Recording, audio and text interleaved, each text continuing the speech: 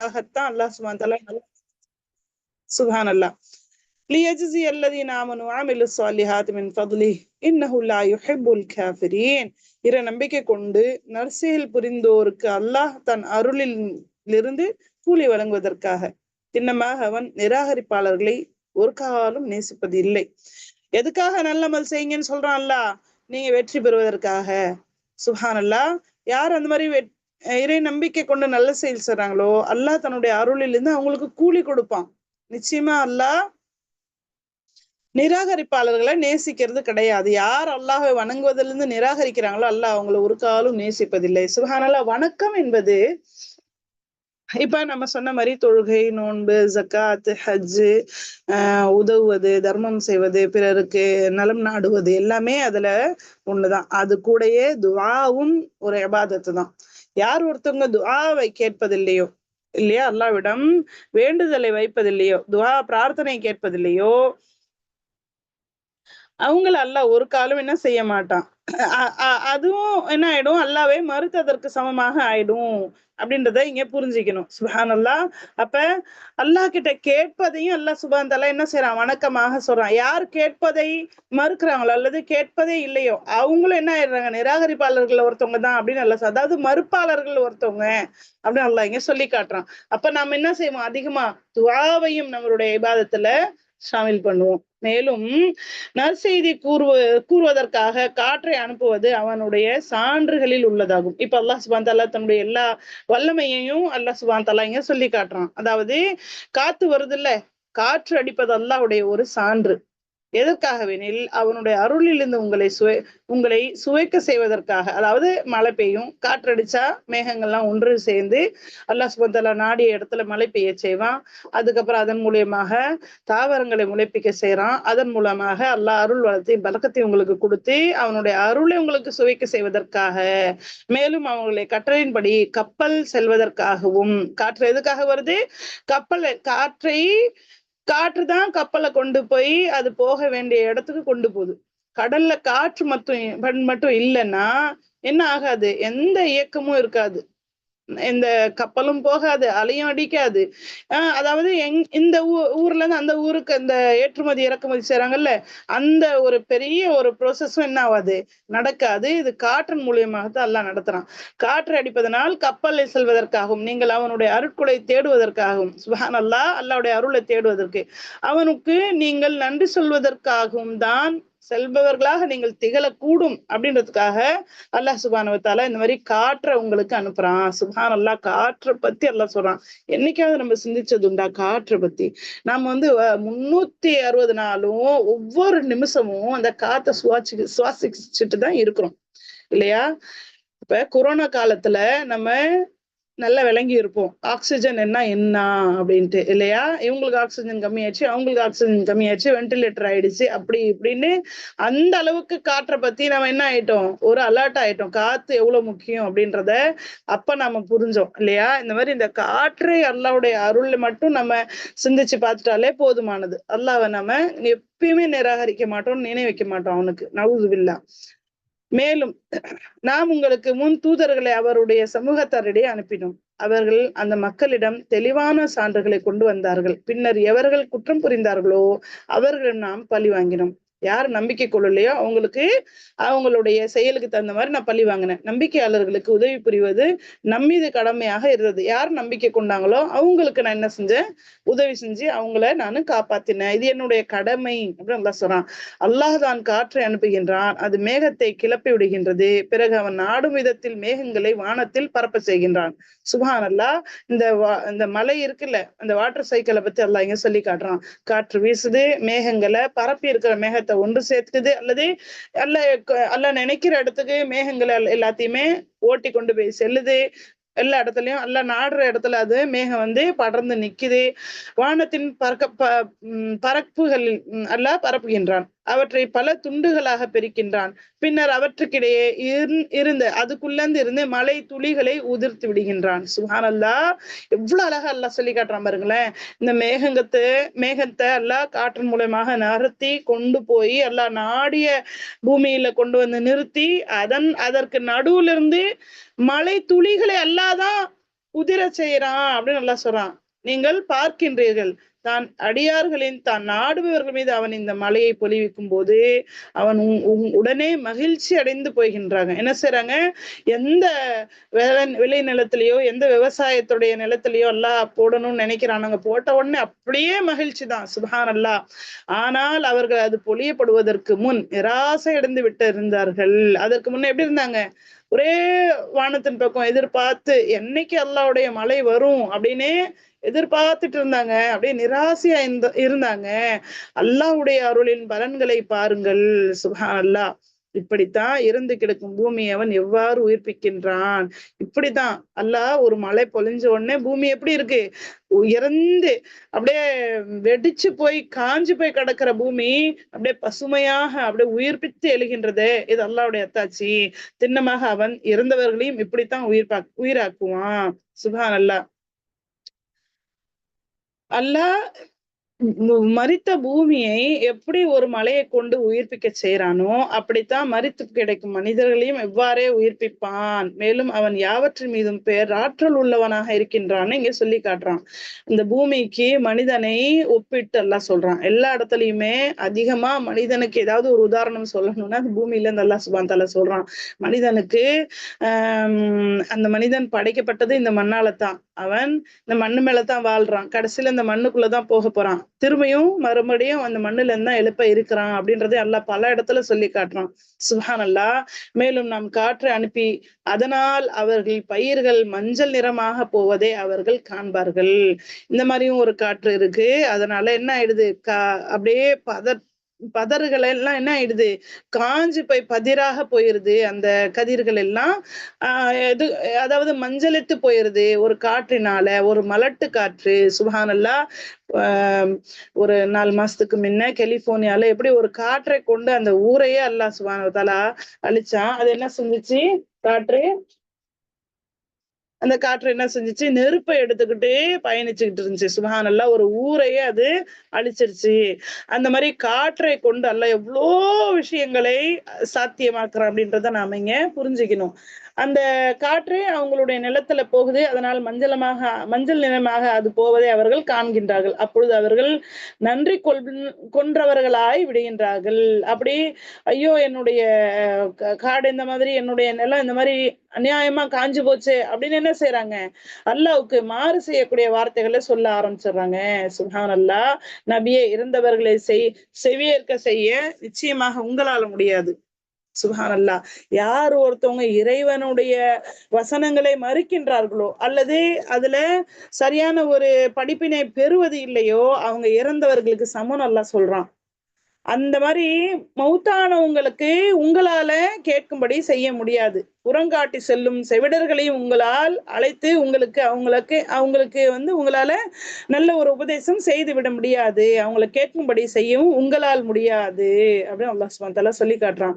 மேலும் குருடர்கள், அதாவது கண் இருந்தும் குருடர்களை வழிகேட்டிலிருந்து வெளியேற்றி அவர்களை நேர்வழியில் கொண்டு வரவும் உங்களால் முடியாது நபியே அப்படின்னு அல்லாஹ் சொல்றான். ஆனால் எவர்கள் நம்முடைய வசனங்கள் மீது நம்பிக்கை கொண்டு முற்றிலும் கீழ்ப்படிந்தவர்களாக இருக்கின்றார்களோ அவர்களை மட்டும்தான் உங்களால செவியேற்கும்படி செய்ய முடியும். அதாவது யாரு திறந்த உள்ளத்தோட இறைவனுடைய வசனங்களை புரிஞ்சுக்கணும், இறைவனுடைய கட்டளை என்ன இருக்கு நமக்கு அப்படின்ற அந்த எண்ணத்தோட உங்ககிட்ட வராங்களோ அவங்களுக்குதான் உங்களுடைய வார்த்தைகள் என்ன செய்யும், பயன் அடைக்க செய்யுமே தவிர கண்ணிருந்தும் குருடனாகவும் காதிருந்தும் செவிடனாகவும் இருக்கக்கூடிய அந்த செத்து போனவனுக்கு உங்களால செவியேற்கும்படி செய்ய முடியாது அப்படின்றத அல்லாஹ் இங்க தெளிவா சொல்றான்.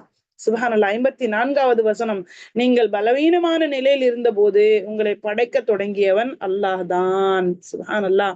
என்னவா இருந்தீங்க, நீங்க என்னவா இருந்தீங்க, ஒண்ணுமே இல்ல. உங்களை தாயுடைய வயிற்றுல அல்லாஹ் கருவாக கொண்டு வந்து ஒரு பலவீனமான நிலையில நீங்க ஒரு பிண்டமாக இருந்த நீங்க அதன் பிறகு பலவீனத்திற்கு அடுத்து உங்களுக்கு அல்லாஹ் ஒரு வலிமை, அதாவது ஒரு ஒண்ணுமே இல்லாம ரொம்ப ஒரு பச்சை குழந்தையாக அல்லாஹ் உங்களை பூமிக்கு கொண்டு வர செஞ்சு அந்த குழந்தையான நிலையில நீங்க எப்படி இருந்தீங்க, உங்க தாய் தூக்கி அவங்க மார்போடு அணைச்சு உங்களுக்கு பால் ஊட்டினாதான் உங்களுக்கு உணவு. அந்த அளவுக்கு உங்களுடைய தேவைகளே நீங்க செய்து கொள்ள முடியாத பூர்த்தி செய்ய முடியாத, சொல்லக்கூட முடியாத பலவீனமான ஒரு குழந்தை பருவத்துல நீங்க இருந்தீங்க. அதுக்கப்புறம் ஒரு திடகாத்திரமான வாலிப பருவத்துல அல்லாஹ் சுப்ஹானஹு வ தஆலா உங்களுக்கு வலிமையை தந்தான். பின்னர் அந்த வலிமைக்கு அடுத்து உங்களுக்கு பலவீனங்களான ஒரு முதிய வயதுல அல்லாஹ் சுப்ஹானஹு வ தஆலா கொண்டு போயிடுறான். சுப்ஹானல்லாஹ். மனிதனுடைய சைக்கிள் அல்லாஹ் சொல்லி காட்டுறான். ஒண்ணுமே இல்லாம பிறந்தா நீங்க ரொம்ப பலகீனமான சூழ்நிலையில இருந்து எடுத்து உங்களை வளர்த்து திடகாத்திரமான மனிதனாக்கி உங்களுக்கு எல்லா வல்லமையும் கொடுத்து எல்லாம் சோதிச்சு பார்க்கறான். அதுக்கப்புறம் உங்களுக்கு எல்லாமே திரும்பவும் பிடுங்க செய்து, அதாவது அதே மாதிரி ஒரு முதுமை நிலையில போய் ஒருத்தவங்க தண்ணி எடுத்து கொடுத்தாதான் உங்களால குடிக்க முடியும், ஒருத்தவங்க கைப்பிடிச்சு நடந்துட்டு போனாதான் உங்களால நடக்க முடியும். அந்த மாதிரி ஒரு பலகீனமான நிலையில திரும்பவும் உங்களை கொண்டு வந்து சேர்க்கறது, அந்த முதிய வயதை கொடுக்கறது யாரு? அவன் எதை நாடுகின்றானோ அதை படைக்கின்றான். மேலும் அவன் யாவற்றையும் அறிந்தவனாக யாவற்றின் மீதும் பேராற்றல் உள்ளவனாக இருக்கின்றான். சுப்ஹானல்லாஹ். லா குவத்த இல்லா பில்லா. மனிதா, உனக்கு கிடைக்கப்பெற்ற இந்த வாழ்க்கை, இந்த வலிமை, இந்த வாலிபம், இது எல்லாமே ஒரு சோதனையாக இருக்கு அப்படின்றத அல்லாஹ் இங்க சொல்லி காட்டுறான். வசனம் 55. மேலும் அந்த நேரம் வரும்போது குற்றவாளிகள், நாங்கள் ஒரு நாளிகை நேரத்திற்கு மேல் தங்கியிருக்கவில்லையே அப்படின்னு சொல்லுவாங்களாம். மறுமை நாள்ல எழுப்பி அந்த நேரத்துல கேட்கப்படும் போது, எவ்வளவு நாள் நீங்க உலகத்துல வாழ்ந்தீங்க அப்படின்னு கேட்கும்போது, 1000 வருஷம் வாழ்ந்த மனிதரும் அப்படிதான் சொல்லுவானா, 100 வருஷம் வாழ்ந்தவனும் அப்படிதான் சொல்லுவானா, 50 வருஷம் வாழ்ந்த மனிதனும் அப்படிதான் சொல்லுவாங்களாம். மழலை பருவத்திலே மூத்தாயிட்ட அந்த குழந்தையும் சரி, எல்லாருமே எப்படி அவங்களுக்கு ஃபீல் ஆகும்? ஒரு நாள்ல கொஞ்ச நேரமோ அல்லது அதை விட சிறிது ஒரு காலமும் நாங்க தங்கியிருந்தோம் உலகத்துல, ஒரு சின்ன ஒரு போய் எட்டி பார்த்துட்டு வந்த மாதிரிதான் இருக்கு என்று சத்தியம் செய்து கூறுவார்கள். இதே போன்றுதான் இவர்கள் உலக வாழ்க்கையில் ஏமாற்றத்தில் இருக்கின்றார்கள். சுப்ஹானல்லாஹ். அவங்களோட உலக வாழ்க்கை எப்படி இருக்கு? ஏமாற்றத்துல இருக்கு அப்படின்னு நல்லா சொல்லி காட்டுறான். ஆனால் ஞானமும் நிறை நம்பிக்கையும் வழங்கப்பட்டிருந்தவர்கள், யாருக்கு அந்த அறிவு கொடுக்கப்பட்டிருக்கு, யாருக்கு இறை அச்சம் இறை நம்பிக்கை கொடுக்கப்பட்டிருக்கு, அவங்க என்ன சொல்லுவாங்களாம்? அல்லாஹ்வின் பதிவேட்டில் உள்ளபடி மரணித்தவர்களை மீண்டும் எழுப்பும் நாள் வரை நீங்கள் தங்கியிருந்தீர்கள். இதோ எழுதப்பட்டு அந்த நாள்தான், அந்த எழுப்பப்படும் நாள்தான் இது. ஆயினும் நீங்கள் அறியாதவர்களாக இருந்தீர்கள். அதாவது அல்லாஹ் அறிவு கொடுத்திருக்கிற அந்த ஞானம் வழங்கப்பட்டவங்க சொல்லுவாங்களாம், அதாவது மேபி இவங்க மலக்குகளாக இருக்கலாம்.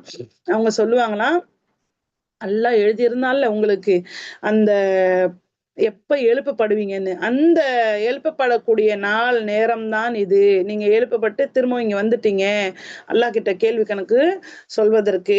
நீங்கள் கொஞ்ச நாள் தான் தங்கி இருந்த மாதிரி உங்களுக்கு ஃபீல் ஆகுது இல்ல அப்படின்றத அவங்க சொல்லுவாங்களாம். அந்த நாளுக்கு நீங்க பயப்படுங்க, நீங்க இதுல தான் நீங்க அறியாதவர்களா இருந்திருக்கீங்களே, நல்லா இந்த இடத்துல இந்த சம்பவத்தை நம்மளுக்கு சொல்லி உணர்த்துறான். ஆக அக்கிரமக்காரர்களுக்கு அந்த நாள் அவருடைய சாக்கு போக்கு எந்த பலனையும் அளித்திடாது, மன்னிப்பு கோரும்படி அவர்களிடம் கூறப்படவும் மாட்டாது.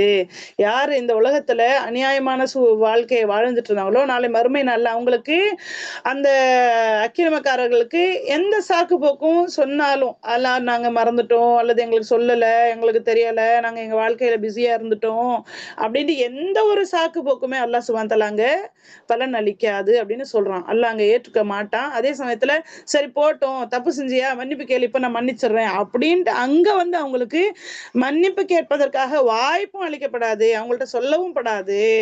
ஏன்னா செயலுக்குரிய காலம் முடிந்து விட்டது, அங்க கூலி வாங்கக்கூடிய நேரமாக இருக்கும். நவுது பில்லாஹ். அல்லாஹ்வுடைய அருளை நம்ம எல்லாரும் எல்லாம் சேர்த்துக்கணும் இன்ஷா அல்லாஹ். 58வது வசனம். நான் இந்த குர்ஆனில் மக்களுக்கு விதவிதமான புரிய வைத்திருக்கின்றோம். பலவிதமாக எப்படி நானு உங்களுக்கு வசனங்களை சொல்லி இருக்கிறேன்.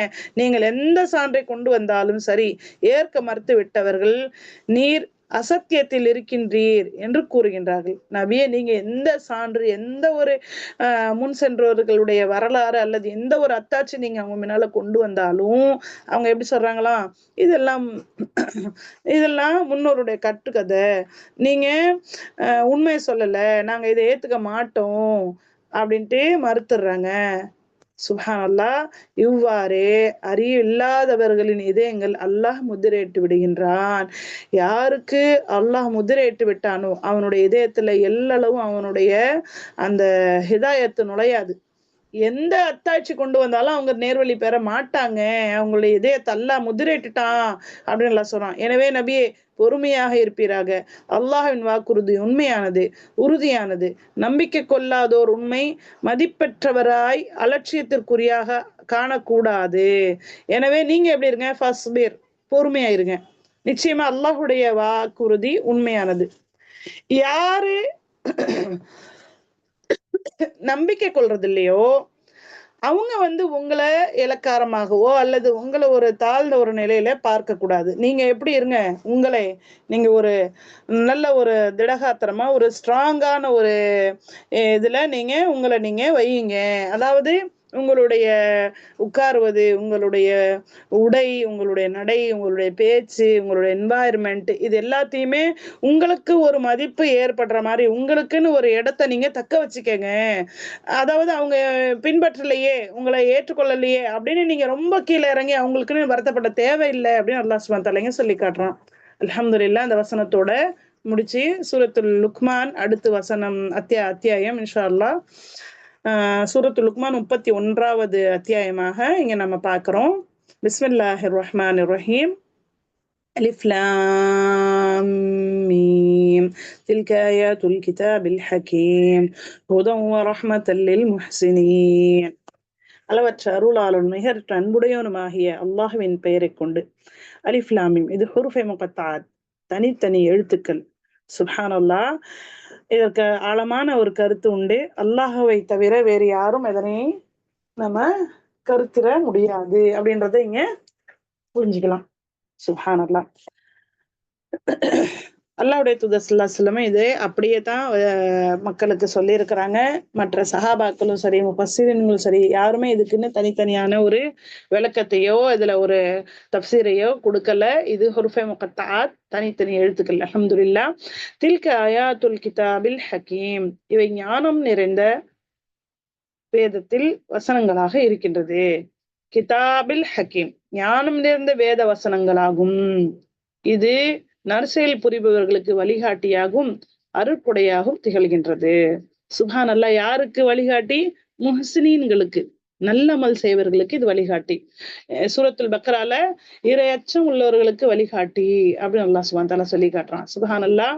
அல்லாஹ்வை அஞ்சுபவர்களுக்கு இது நேர் வழி காட்டும். அல்லாஹ்வை நேசிப்பவர்களுக்கு, அல்லாஹ்வை நெருங்க விரும்புபவர்களுக்கு இது வழிகாட்டும். சுப்ஹானல்லாஹ். இத படிங்க, எல்லாருமே நேர்வழி பெற்றுருவீங்க அப்படின்னு அல்லாஹ் சொல்லல எங்கேயுமே. யாரு நேர்வழி பெறணும்னு ஆசைப்படுறாங்களோ, யாரு நல்லவர்களாக இருக்க ஆசைப்படுறாங்களோ, யாரு இறை அச்சத்தோட வாழ்றாங்களோ அவங்களுக்கு தான் இது நேர்வழி காட்டும் அப்படின்றத அல்லாஹ் இங்க தெளிவா சொல்லி காட்டுறான். நற்செயல் புரிபவர்களுக்கு வழிகாட்டியாகும் அருட்கொடையாகும் இது இருக்கின்றது. அந்த முஹ்ஸினீன்கள் எப்படி இருப்பாங்க அப்படின்னா, அவர்கள் தொழுகையை நிலைநிறுத்துவார்கள், ஜகாத்தை கொடுப்பார்கள், மேலும் மறுமையை உறுதியாக நம்புவார்கள். சுப்ஹானல்லாஹ். எப்படி இருக்காங்களா? அவங்க தொழுகை நிலைநிறுத்தக்கூடியவங்களா இருப்பாங்களாம், ஜகாத்து கொடுக்கறவங்களா இருப்பாங்களாம், மறுமையை உறுதியான எந்த செயலா இருந்தாலும் அதோட மறுமையை அதை அட்டாச் பண்ணி இதுக்கு கூலி மறுமையில கிடைக்கும், போட்டு அல்லாஹ் போதுமானவன், அல்லாஹ் இதுக்கு போதுமானவனா இருக்கிறான் அப்படின்ட்டு அந்த செயலுக்கு ரிசல்ட் எங்க பார்ப்பாங்க? மறுமையில எதிர்பார்க்கக்கூடியவர்களா இருப்பாங்க. இவர்கள் முஹ்ஸினீன்கள் அல்லாஹ் சொல்றான். இன்னும் அவங்க எப்படி இருப்பாங்க? இத்தகையவர்கள் தான் தங்கள் இறைவனிடமிருந்து வந்த நேர் வழியில் இருக்கின்றார்கள், மேலும் இவர்கள் தான் உலாயிக ஹுமுல் முஃப்லிஹூன், இவங்க தான் உண்மையான வெற்றியாளர்கள் அப்படின்னு அல்லாஹ் சுப்ஹானஹு வ தஆலா சொல்லி காட்டுறான். வசனம் 6. மனிதர்கள் சிலர் இப்படியும் இருக்கின்றார்கள், மன மயக்கத்தில், அதாவது அவங்களுடைய மனசு எப்படி இருக்கு? மயக்கத்தை ஏற்படுத்தும் செய்தி அவர்களுக்கு விலைக்கும் வாங்குகின்றார்கள். சுப்ஹானல்லாஹ். அதாவது அல்லாஹ்வுடைய அதாபை, அல்லாஹ்வுடைய கோபத்தை, வழிகேட்டை அவங்க என்ன செய்யறாங்க? விலைக்கு வாங்குறாங்க அப்படின்னு அல்லாஹ் சுப்ஹானஹு வ தஆலா சொல்லி காட்டுறான். அவர்கள் எந்த அறிவும் இல்லாமல் மக்களை அல்லாஹ்வின் வழியை விட்டும் பிறழ செய்வதற்காக அந்த வழியில் வருமாறு விடுக்கப்படும் அழைப்பினை ஏளனம் செய்வதற்காகவும், யார் ஓரிரை பக்கமா கூப்பிடுறாங்க, அழைக்கிறாங்களோ அதையும் ஏளனம் செய்வதற்காக அவங்க இந்த மாதிரி செய்யறாங்க. இத்தகையோருக்கு இழிவுபடுத்தும் வேதனை உள்ளது. அதாவது தானும் வழிகேட்டு பிறரையும் வழிகேட்டில் கொண்டு செல்வதற்காக அந்த மக்கள் முனைகின்றாங்க. அவனிடம் நாம் வசனங்களை ஓதி காண்பிக்கப்பட்டால் அவனுடைய காதுகளில் மந்தம் ஏற்பட்டிருப்பது போன்று அவற்றை அவன் கேளாத போல் என்ன செய்யறான், போயிடுறான், அதுல இருந்து கடந்துடுறான், தற்பெருமையுடன் முகத்தை திருப்பிக் கொள்கின்றான். எனவே துன்புறுத்தும் வேதனை குறித்து அவனுக்கு நற்செய்தி சொல்லிடுங்க. ஆனால் யார் நம்பிக்கை கொண்டு நல்ல செயல் புரிகிறாங்களோ அவர்களுக்கு அருள் நிறைந்த சோன தோப்புகளை நாம் தயார் செஞ்சு வச்சிருக்கிறேன் அப்படின்னு அல்லாஹ் சுப்ஹானஹு வ தஆலா சொல்லி காட்டுறான். அதுல அவங்க நிரந்தரமாக இருப்பாங்க, என்றென்றும் இருப்பாங்க. இது அல்லாஹ்வின் வாக்குறுதியாகும்.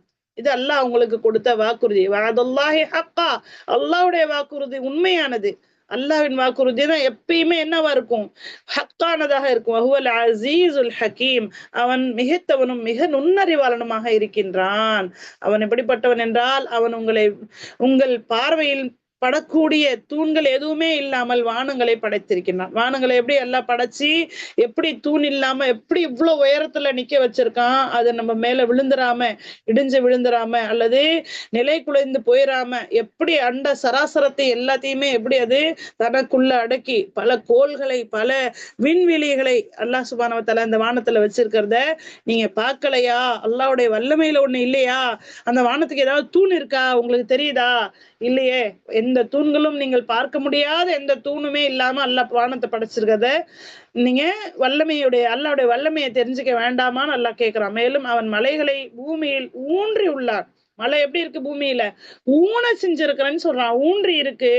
சுப்ஹானல்லாஹ், மலைகள் எவ்வளவு உயரம் மேல இருக்குதோ அதை விட இன்னும் 3 மடங்கு அதிகமா கீழே ஆழத்துல பூமிக்கு உள்ளத என்ன செஞ்சிருக்கேன், நானு ஊன்றி வச்சிருக்கிறேன், நட்டு வச்சிருக்கேன் சொல்றான். ஏன்னா அது உங்களோட சேர்ந்து சாய்ந்து விடக் கூடாது என்பதற்காக. மேலும் எல்லா விதமான பிராணிகளையும் பூமியில் பரவ செய்திருக்கின்றான். சுப்ஹானல்லாஹ். மேலும் வானிலிருந்து மழை பொழிய வைத்து பூமியில் விதவிதமான பயன்மிகும் தாவரங்களை முளைப்பிக்க செய்கின்றான். அந்த ரப்புல் ஆலமீனுடைய அந்த வல்லமையை அல்லாஹ் இங்க நமக்கு உணர்த்துறான். அவன் எத்தகையவன் என்றால், இவை யாவும் அல்லாஹ்வின் படைப்புகள். எது? வானத்திலிருந்து மழை பொழிய செய்து அதன் மூலமாக தாவரங்கள், அதுக்கு இன்னும் உயிரினங்கள் எல்லாத்தையும் பத்தி எல்லாம் சொல்லிட்டு, இது எல்லாமே அல்லாஹ்வுடைய படைப்பு. இனி அவனை விட்டு மற்றவர்களை என்ன படைத்துள்ளார்கள் என்பதற்கு இவர்கள் எனக்கு காட்டட்டும். சரி, இது எல்லாமே அல்லாஹ்வுடைய படைப்பு நல்லா சொல்றான். நீங்க வணங்குறீங்கல்ல, இணை வைத்து வணங்கக்கூடிய அந்த தெய்வங்களுடைய படைப்பை ஏதாவது எங்களுக்கு சொல்லுங்க, என்ன படைச்சிருக்குன்னு சொல்லுங்க, காட்டுங்க அப்படின்னு அல்லாஹ் சுப்ஹானஹு வ தஆலா கேள்வி கேட்டு, அக்கிரமக்காரர்கள் வெளிப்படையான வழிகேட்டில் வீழ்ந்து கிடக்கின்றார்கள் அப்படின்னு அல்லாஹ் சுப்ஹானஹு வ தஆலா சொல்லி காட்டுறான். சுப்ஹானல்லாஹ். இந்த வசனம், இந்த அத்தியாயம் லுக்மான் நபியின் மீது லுக்மான் அலைஹிஸ்ஸலாம் அவருடைய பெயரை ஊட்டி அவர் தன்னுடைய மகனுக்கு, ஒரு தந்தை தன்னுடைய மகனுக்கு வழிகாட்டக்கூடிய ஒரு பேரண்டிங் எப்படி இருக்கும் அப்படின்றத அல்லாஹ் சுப்ஹானஹு வ தஆலா ரொம்ப அழகான முறையில இந்த வசனங்கள்ல சொல்லி காட்டுறான். இது எல்லா மனிதர்களுக்குமே உள்ள ஒரு உபதேசம் தான். மேலும் நிச்சயமாக நான் லுக்மானுக்கு ஞானத்தை வழங்கியிருந்தோம். நீர் அல்லாஹுக்கு அஞ்சி நன்றி செலுத்துவீராக. அல்லாஹ் லுக்மான் அலைஹிஸ்ஸலாமுக்கு என்ன ஞானத்தை வழங்கியிருந்தான்? நீங்க நன்றி செலுத்தி அவனுக்கு என்ன செய்யுங்க, அல்லாஹ்வே வணங்குங்க, வணங்கி வழிபடுங்க அப்படின்ற அந்த ஞானத்தை நான் அவருக்கு கொடுத்திருந்தோம். யாரும் நன்றி செய்தால் அவர் செய்யும் நன்றி அவருக்கே. ஃபஇன்னமா யஷ்குரு லினஃப்ஸி, அதாவது வமன் யஷ்குர் ஃபஇன்னமா யஷ்குர் லினஃப்ஸி, யார் ஒருத்தவங்க நன்றி செய்றாங்களோ, அல்லாஹ் சொல்றான், நீங்க நன்றி உள்ள அடியார்களாக இருந்தீங்கன்னா யார் ஒருத்தவங்க நன்றி செய்றாங்களோ அவங்க செலுத்தும் நன்றி அவங்களுக்கே நல்லதாக இருக்கும். யாரேனும் ஒருத்தர் நன்றி கொன்றால் அவனுடைய அந்த நன்றி கொள்ளும் நிலை அவனுக்கே கேடாக இருக்கும் அப்படின்றத இங்க நாம ரொம்ப அழகா அல்லாஹ் சொல்றான். யாரேனும் நன்றி கொன்றால் உண்மையில் அல்லாஹ் தேவையற்றவனாக தனக்குத்தானே புகழுக்குரியவனாக இருக்கின்றான், அது அவனுடைய ஆன்மாக்கே கேடாக அமைஞ்சிருமே அப்படின்னு அல்லாஹ் இங்க விளக்குறான். அதாவது எந்த செயலா இருந்தாலும், எந்த அருட்கொடைகளை நீங்க அனுபவித்தாலும், எந்த நிலையில இருந்தாலும், இதோ இப்ப காலையில தூங்கி எழுந்திருத்தோம், சுப்ஹானல்லாஹ், அல்லாஹ்வுடைய அருளால தான். இத முதல்ல நம்ம உணர்ந்துக்கணும். அல்லாஹ் நம்மள மூச்சு வாங்குவதற்கு, நம்மளுடைய உணவு, செரிமானம், நம்மளுடைய வெளிக்கு போகிறது, நமக்கு வேர்க்கிறது, நம்மளுக்கு தூக்கம் வர்றது, இது எல்லாமே அல்லாஹ்வுடைய என்ன இருக்கு, அருளாக இருக்கு. சுப்ஹானல்லாஹ். யார் ஒருத்தவங்க இது எல்லாத்துக்குமே ஒவ்வொரு இதையுமே உணர்ந்து நன்றி செலுத்துறாங்களோ அது அவருக்கே நன்மையாக இருக்கும். சுப்ஹானல்லாஹ். மேலும் லுக்மான் தன்னுடைய மகனுக்கு அறிவுரை சொன்னதை நீங்க இங்க நினைச்சு பாருங்க. என் அன்பு மகனே, என்ன சொல்றாரு? யா புனைர், என் அன்பு மகனே. சுப்ஹானல்லாஹ், அழகான முறையில மகன்கிட்ட எப்படி நம்ம பேசணும் அப்படின்றதை எல்லாம் இங்க சொல்லி காட்டுறான் இல்லையா? எப்பயாவது நம்ம இந்த மாதிரி மகனே, என் அன்பு மகனே, அன்பு மகளே அப்படின்னு நம்ம சொல்றோமா? இல்ல, ஏ கழுத அப்படின்னு என்ன செய்யறோம்? நம்ம ரொம்ப ஒரு சீப்பா பேசக்கூடியவர்களாக மனிதர்களை நம்ம பார்க்கிறோம் இல்லையா? இருக்கிற எல்லா கெட்ட வார்த்தைகளையும் பிள்ளைங்கள்ட்ட யூஸ் பண்ணுவாங்க. நவுதுபில்லா. அந்த மாதிரி இல்லாம ஒரு கண்ணியமா பேசும்பொழுதே எப்படி பேசணும்? கண்ணியமும் அன்பும் அரவணைப்போட நீங்க உங்க பிள்ளைங்கள்ட்ட பேசணுன்றத முதல் வார்த்தையிலே இல்லைங்க சொல்லி காட்டுறான். என்ன சொல்றாங்க? என்னுடைய அன்பு மகனே, நீ இறைவனுக்கு எதையுமே இணையாக ஆக்கி விடாதே. உண்மையில் இறைவனுக்கு இணை கற்பிப்பது மாபெரும் அக்கிரமம், ரொம்ப பெரிய அநியாயம். நீங்க மகனுக்கு உணர்த்துறாங்க. பெரிய அநியாயம். உலகத்தை படைச்சு பரிபாலிச்சு உலகத்துல எல்லா விதமான நியமத்துகளையும் கொடுத்து அது எல்லாத்தையுமே நீ அனுபவிக்கும் பொழுது அந்த ரப்புல் ஆலமீனுக்கு இணை வைக்கிறே, இது எவ்வளவு பெரிய அநியாயம். அல்லாஹ் வந்து எப்படி மக்களுக்கு சொல்லணும், பிள்ளைங்களுக்கு எப்படி சொல்லணும்னு லுக்மான் அலைஹிஸ்ஸலாம் அவங்க வார்த்தையில நமக்கு விளக்குறான். ரொம்ப பெரிய அநியாயம், நீங்க இந்த மாதிரி இணை வைக்காதீங்க. மேலும் பெற்றோர் நலனை பேண வேண்டும் என்றும் நாம் மனிதனுக்கு அறிவுறுத்தி உள்ளோம். அதனால உங்களுக்கு நன்மை தீமை எடுத்து சொல்றவங்க ஃபர்ஸ்ட் யாரா இருப்பாங்க? உங்களுடைய தாய் தந்தையாரத்தான் இருப்பாங்க. அப்ப அவங்களுக்கு நீங்க நன்றி செலுத்துங்க. சுபஹானல்லாஹ், அவங்களுக்கு நல்ல விதமா நடத்துங்க அப்படின்றத இங்க எல்லாம் நமக்கு சொல்லி, தாய் நலிவுக்கு மேல் நலிவு ஏற்று அவள் தன் வயிற்றில் சுமந்தாள். உங்க வயிற்றுல சுமந்திருக்காங்க. மேலும் அவன் பால் குடி மறக்க 2 ஆண்டுகள் பிடித்தன. இதனால் தான் நான் அவனுக்கு அறிவுரை கூறினோம். என்னன்னு? தாய் தந்தையரோட நல்ல விதமா நடந்துக்கங்க, எனக்கு நன்றி செலுத்து, மேலும் உன் பெற்றோருக்கு நன்றி செலுத்து, என் பக்கமே நீ திரும்ப வர வேண்டி இருக்கின்றது அப்படின்னு நான் மனிதனுக்கு வசியத்தை செஞ்சிருக்கேன், வலியுறுத்திருக்கேன் அப்படின்னு அல்லாஹ் சுப்ஹானஹு வ தஆலா சொல்லி காட்டுறான். வசனம் 15. அதனால் எதனை நீ அறிய மாட்டியோ அந்த மாதிரியான ஏதாவது ஒரு விஷயத்தை உங்களுடைய பெற்றோர் உங்களுக்கு இணை வைக்குமாறு உங்களுக்கு வற்புறுத்தினால், இணை வைக்க வேண்டும் என்று அவர்கள் இருவரும் உன்னை நிர்பந்தித்தால் அவர்களுடைய பேச்சுக்கு நீ ஒப்பாக நீங்க நடக்க வேண்டாம். நீங்க அந்த விஷயத்தை அவங்களுக்கு கேட்க வேண்டாம். அது அல்லாமல் மற்ற உலக விஷயத்துல நீங்க நல்ல முறையில் நீங்கள் நடந்து கொள்ளுங்கள். மேலும் யார் என் பக்கம் மீளுகின்றாரோ அவருடைய வழியை நீ பின்பற்று. பிறகு நீங்கள் அனைவரும் என் பக்கம் திரும்பி செல்ல வேண்டி இருக்கின்றது அப்படின்ட்டு அல்லாஹ் சுப்ஹானஹு வ தஆலா பொதுவாக நம்ம அனைவருக்கும் இந்த அறிவுரையை சொல்லிட்டு, நாளை மறுமை நாள்ல என் பக்கம் வந்தபோது அப்ப நீங்க என்ன செஞ்சிட்டு இருந்தீங்க அப்படின்றத நான் உங்களுக்கு விளக்குவேன் அப்படின்ட்டு சொல்லி, இப்ப லுக்மான் அலைஹிஸ்ஸலாம் அவருடைய வார்த்தையை அல்லாஹ் இங்க விளக்குறான். இந்த லுக்மான் அலைஹிஸ்ஸலாம் அவங்களுடைய உபதேசத்தோட நான் முடிக்கிறேன் இன்ஷா அல்லாஹ். என்னுடைய அருமை மகனே, லுக்மான் என்ன சொல்றாரு தன்னுடைய மகனுக்கு?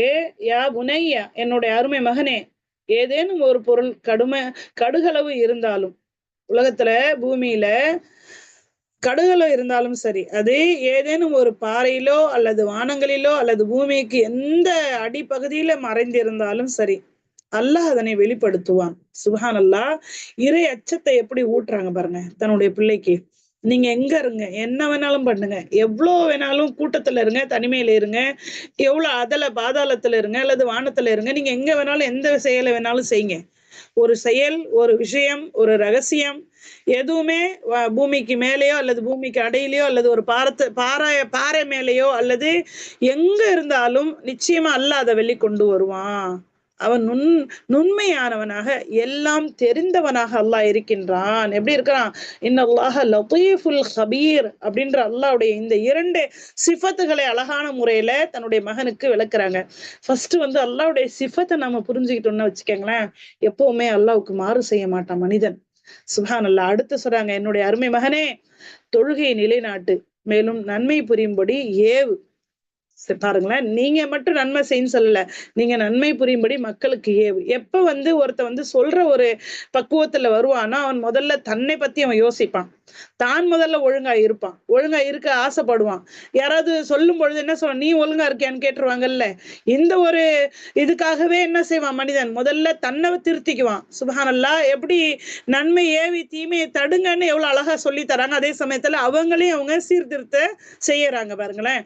நீங்க நன்மை புரியும்படி ஏவு, தீமையை தடு, மேலும் எந்த துன்பம் உனக்கு நேர்ந்தாலும் அதனை பொறுத்துக்கொள். இந்த நன்மை ஏவி தீமையை தடுக்கும் பொழுது அதனால என்ன வரும்? உங்களுக்கு கஷ்டம் வரும், சொல்லடி வரும், பேச்சு கேட்க வேண்டி வரும். அப்ப நீங்க பொறுத்து கொள்ளுங்கள். நிச்சயமாக இவை எல்லாம் மிகவும் வலியுறுத்தப்பட்டுள்ள விஷயங்களாகும். ரொம்ப மின் அஸ்மில் உமூர், ரொம்ப வீரமிக்க செயல் அப்படின்னு இன்னொரு இடத்துல விளக்கியிருக்காங்க. அதுக்கு அடுத்து மேலும் மக்களை விட்டு முகத்தை திருப்பியவாறு பேசாதே. மூஞ்சி எப்படி தூக்கி வச்சுக்கிட்டோ அல்லது திருப்பி வச்சுக்கிட்டோ ஒரு செருக்கோட ஒரு பெருமையோட நீங்க இருக்காதீங்க, பேசாதீங்க. மக்களோட பழகும்பொழுது மக்களோட மக்களா பணிவா, அதாவது அதாவது ஒரு பணிவுள்ள, அதாவது டவுன் டு அர்த் அப்படின்னு சொல்லுவாங்க, ஒரு பணிந்த மனிதனாக நீங்க இருங்க. அந்த மாதிரி உங்களுடைய நெஞ்ச நிமித்துக்கிட்டு நீங்க பூமியில் செருக்காய் நடக்காதே. அகந்தையும் ஆணவமும் கொண்ட எவரையும் அல்லாஹ் நேசிப்பது இல்லை. இன்னல்லாஹ லா யுஹிப்பு குல்ல முக்தாரின் ஃபகூர். எந்த ஒரு அகந்தை கொண்டவனும் ஆணவம் கொண்டவனையும் அல்லாஹ் நேசிப்பது இல்லை. அப்ப பணிவோடு இருங்க, மக்களுக்கு நீங்க பணிவோட சேவை செய்யுங்க அப்படின்னு தன்னுடைய மகனுக்கு வலியுறுத்துறாங்க. அடுத்து 19வது வசனம், உனது நடையில் மிதமான நிலையை மேற்கொள். நடக்கும் பொழுது எப்படி நடங்க? மிதமா நேர்த்தியா நடங்க. உன்னுடைய குரலை சற்று தாழ்த்திக்கொள். ரொம்ப உயர்த்தி சத்தமா நீங்க ஒரு கழுதை மாதிரி கத்தாத. நிச்சயமாக அனைத்து குரல்களிலும் மிகவும் கெட்டது என்ன அருவருக்கத்தக்கது எது? கழுதையுடைய குரல். வேகமா கத்தி பேசுறதுனால ஒன்னும் ஆயிட போறது கிடையாது. சுப்ஹானல்லாஹ். நீங்க பணிவோடு ரொம்ப ஒழுக்கத்தோட மக்களோட நீங்க பழகுங்க அப்படின்னு சொல்றாங்க.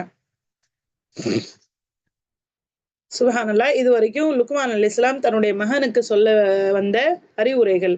இது நமக்கும் நம்மளுடைய பிள்ளைகளுக்கும் நம்மளுடைய சந்ததிகளுக்கும் அல்லாஹ் சொல்றான்.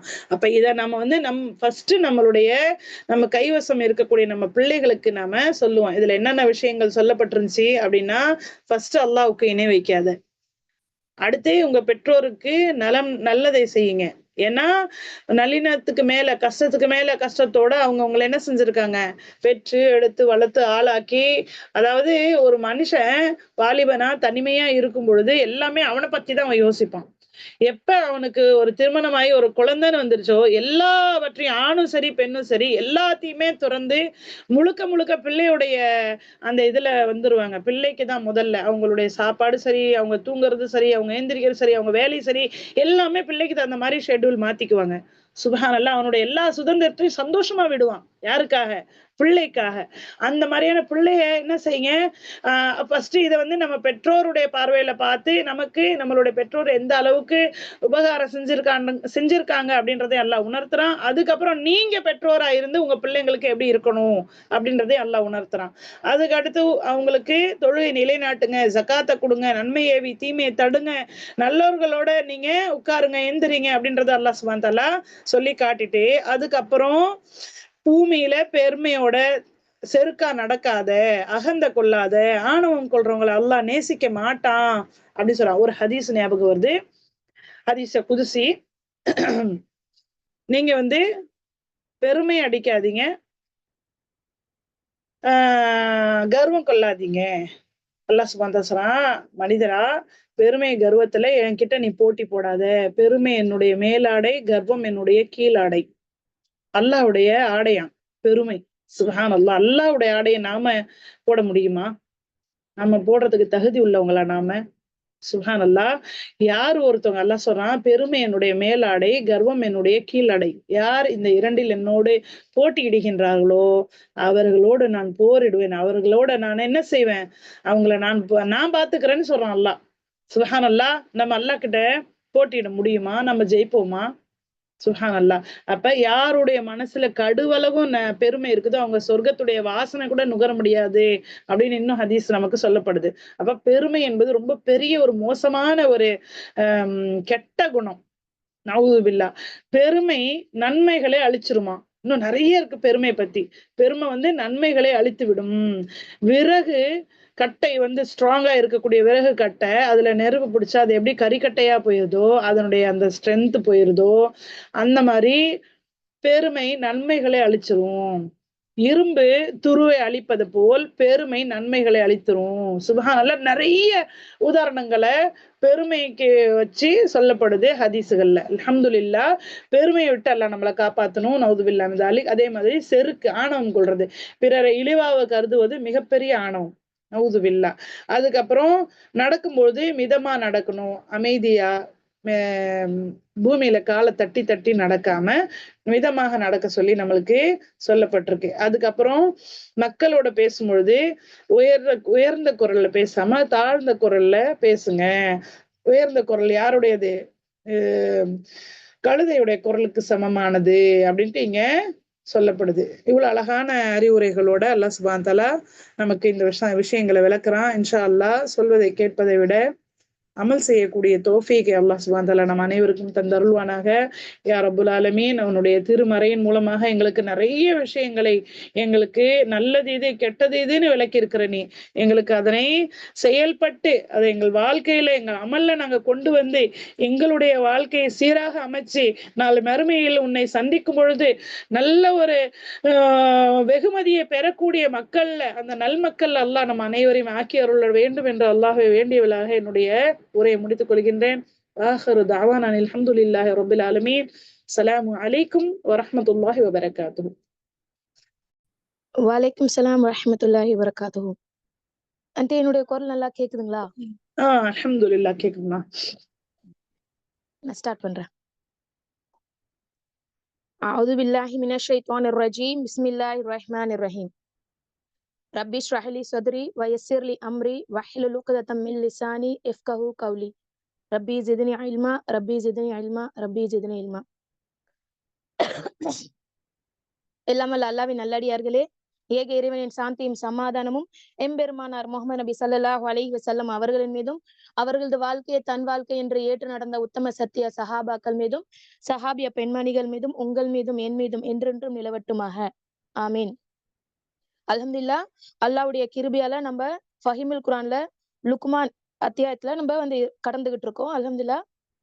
முன் சென்ற சகோதரி லுக்மான் அவர் தன்னுடைய மகனுக்கு செய்த உபதேசத்தை நல்லா விளக்கமா சொன்னாங்க. அல்ஹம்துலில்லாஹ். இங்க இப்னு கசீர்ல இன்னும் சில உபதேசங்கள்லாம் இருக்கு. இன்ஷா அல்லாஹ் அது நான் அப்படி ஒரு ரீடிங் மட்டும் போறேன். எல்லாரும் கொஞ்சம் கேளுங்க. ஏன்னா அது ரொம்ப அழகான ஒரு விஷயமா இருக்கு. குர்ஆன்ல அல்லாஹ் சொல்லியிருக்கிறது, அதே மாதிரி நிறைய நூல்கள்ல கிடைச்ச ஒரு உபதேசமாவும் அது இருக்கு. அவர் என்ன சொல்லியிருக்காருன்னா, இன்னும் நிறைய உபதேசம் தன்னுடைய பையனுக்கு செஞ்சிருக்காரு. மகனே, அறிஞர்களிடம் பெருமை பாராட்டுவதற்காகவும், அறிவியலிகளை தோற்கடிப்பதற்காகவும், அவைகளில் மரியாதை பெறுவதற்காகவும் நீ கல்வி கற்காதே. அறிஞர்களுடன் நெருக்கமாக இரு. அறிஞர்களின் அவையில் நெருக்கமாக அமர்ந்திரு. ஞான ஒளியில் உள்ளவர்களுக்கு அல்லாஹ் உயிரூட்டுகின்றான். வான்மழையால் பூமிக்கு அவன் உயிரூட்டுவதை போன்று. மகனே, நீ அதிகமாக சிரிக்காதே. சிரிப்பு உள்ளத்தை சாகடித்து விடும். கிழிந்த ஆடை அணிந்த யாரையும் பார்த்து கேவலமாக நினைக்காதே. உன் இறைவனும் அவருடைய இறைவனும் ஒருவன்தான். வியப்பின்றி அதிகமாக சிரிக்காதே. தேவையின்றி எங்கும் நடக்காதே. சம்பந்தமின்றி எதையும் கேட்காதே. எந்த செல்வத்தையும் வீணாக்கி விடாதே. பிறர் செல்வத்தை சீராக்க முனைக்காதே. உன் செல்வத்தை நீயே தேடியது, பிறர் செல்வம் நீ தேடாதது. மகனே, இறை வழிபாட்டை ஒரு வணிகமாக நினை. இபாதத்தை ஒரு வணிகம் மாதிரி, ஒரு வியாபாரம் மாதிரி நினைச்சுக்கோ. சரக்கு இல்லாமலே லாபம் கிடைக்கும். சுப்ஹானல்லாஹ். சரக்கே இல்லாமல என்ன சொல்றது, ஒரு முதலீடே இல்லாமல உங்களுக்கு லாபம் கிடைக்கிறது என்னது? இபாதத். அவர் தன்னுடைய மகனுக்கு எப்படி எவ்வளவு உபதேசம் செஞ்சிருக்காரு பாருங்க. பேச்சு வெள்ளி என்றால் மௌனம் பொன்னாகும். பேசுறது நீங்க வெள்ளி மாதிரி நீங்க கணக்கிட்டீங்கன்னா, மௌனமா இருக்கிறது என்னது? பொண்ணு, தங்க மாதிரி. அதனால அதிகமா பேசாதீங்க, அமைதியா இருங்க. மகனே, உலகம் ஒரு ஆழ்கடல், அதில் நிறைய பேர் மூழ்கி விடுவார்கள். போதுமென்ற மனம் அக்கடலில் உமக்கு கப்பலாக இருக்கும். மகனே, இனிப்பாக இருக்காதே, விழுங்கப்பட்டு விடுவாய். கசப்பாக இருக்காதே, உமிழப்பட்டு விடுவாய். சுப்ஹானல்லாஹ். எந்த அளவுக்கு அவர் அட்வைஸ் பண்ணியிருக்காரு பாருங்க. இது எல்லாமே இப்னு கசீர் நம்மளுக்கு காண கிடைக்குது. அல்ஹம்துலில்லாஹ். லுக்மான்றது அவர்கிட்ட இருந்துதான் நிறைய பெரிய தத்துவ மேதைகள்லாம் பாடம் படிச்சாங்க அப்படின்னு இருக்குது. இப்ப சாக்ரட்டிஸ், அலெக்சாண்டர், அதே மாதிரி இன்னும் பெரிய பெரிய அறிஞர்கள்லாம் நம்ம படிச்சிருப்போம்னு நினைக்கிறேன். பைத்தாகரஸ், இவர்கள் எல்லாமே லுக்மான் அவர்கள்ட்ட இருந்து படிச்ச ஒரு கருத்து தான். அவர்கிட்ட உள்ள இல்ல ஸ்டூடெண்ட்டுங்க தான் அப்படின்றது நம்மளுக்கு இப்னு கசீர்ல காண கிடைக்குது. அல்ஹம்துலில்லாஹ். அதுக்கடுத்து சூரை லுக்மான்ல அல்லாஹ் சுப்ஹானஹு வ தஆலா 20வது வசனத்துல சொல்லி காமிக்கிறான். நிச்சயமாக அல்லாஹ் வானங்களில் உள்ளவையும் பூமியில் உள்ளவையும் உங்களுக்கு வசப்படுத்தி இருக்கின்றான் என்பதையும், இன்னும் தன் அருட்கொடைகளை உங்கள் உங்கள் மீது புறத்திலும் அகத்திலும் நிரப்பச் செய்கின்றான் என்பதையும் நீங்கள் அறியவில்லையா? ஆயினும் மக்களில் சிலர் இருக்கின்றார்கள், அவர்கள் அறிவில்லாமல், நேர்வழி இல்லாமல், ஒளிமிக்க வேதம் இல்லாமல் அல்லாஹ்வை குறித்து தர்க்கம் செய்கின்றார்கள். சுப்ஹானல்லாஹ். அல்லாஹ் இந்த மாதிரி உலகத்துல எல்லா விஷயத்தையும் வசப்படுத்தி கொடுத்திருந்தும் கூட மக்கள்ல சில பேர் எப்படி இருக்காங்க? அறிவில்லாமல அல்லாஹ்வுடைய குர்ஆன் வசனத்தையே தர்க்கம் செய்யக்கூடியவங்களா இருந்துகிட்டு இருக்காங்க அப்படின்னு அல்லாஹ் சொல்றான். அதுக்கடுத்து 21வது வசனத்துல அல்லாஹ் சொல்றான், அல்லாஹ் இறக்கி வைத்த வேதத்தை நீங்கள் பின்பற்றுங்கள் எப்படின்னு அவங்க கிட்ட சொல்லப்பட்டுச்சு அப்படின்னா, அவங்க என்ன தெரியுமா சொல்லுவாங்க? அப்படிலாம் கிடையாது. நாங்க எங்களுடைய மூதாதையர்களை எதுல கண்டோமோ அததான் நாங்க பின்பற்றுவோம் அப்படின்னு அவங்க சொல்றாங்க. என்ன அவங்களுடைய மூதாதையர்கள் ஷைத்தான், அதாவது கொழுந்து விட்டும் நரக நெருப்பில அவங்கள அழைத்தாலும் கூடவா அப்படின்னு அல்லாஹ் கேக்குறான். இப்ப மூதாதையர்களை பின்பற்றுவோம், எங்களுடைய முன்னாடி ஃபாலோ பண்ணவங்க, எங்க தாத்தா பருத்தாத்தா அவங்க எல்லாம் எப்படி ஃபாலோ பண்ணாங்களோ அததான் நாங்க பின்பற்றுவோம்னு சொல்றீங்களே, அவங்க எல்லாம் நரகத்துக்கு கொண்டுட்டு போய் சேர்த்து முடியுமா அப்படின்னு அல்லாஹ் சுப்ஹானஹு வ தஆலா அவங்கள்ட்ட கேள்வி கேட்கிறான். அதுக்கடுத்து 22வது வசனத்துல, எவர் அவர் நன்மை செய்பவராய் இருக்கும் நிலையில் தன் முகத்தை முற்றிலும் அல்லாவின் பக்கம் திருப்பிக் கொள்கின்றார்களோ, அவர் நிச்சயமாக உறுதியான கயிற்றை பற்றி பிடித்துக் கொண்டார். மேலும் காரியங்களின் முடிவு அல்லாஹ்விடமே உள்ளது. அவ யார் ஒருத்தவங்க நன்மை செய்யக்கூடியவங்களா இருந்து எப்பயுமே அல்லாஹ்வை சார்ந்து இருக்கிறாங்களோ, ஹஸ்புனல்லாஹ் தவக்கல்து அலல்லாஹ் அப்படின்னு அல்லாஹ்வை எந்நேரமும் எவ்வளவு கஷ்டம் வந்தாலும், எவ்வளவு பிரச்சனை வந்தாலும் அல்லாஹ்வை சார்ந்து இருக்கிறாங்களோ, அவங்க எப்படிப்பட்டவங்களா இருக்கிறாங்க? நல்ல ஒரு உறுதியான கயித்தை பிடிச்சுக்கிட்டு இருக்கிறாங்க. இன்னும் அவங்களுடைய முடிவு அல்லாஹ் சுப்ஹானஹு வ தஆலா கிட்ட இருக்குது அப்படின்னு அல்லாஹ் சொல்லி காட்டுறான்.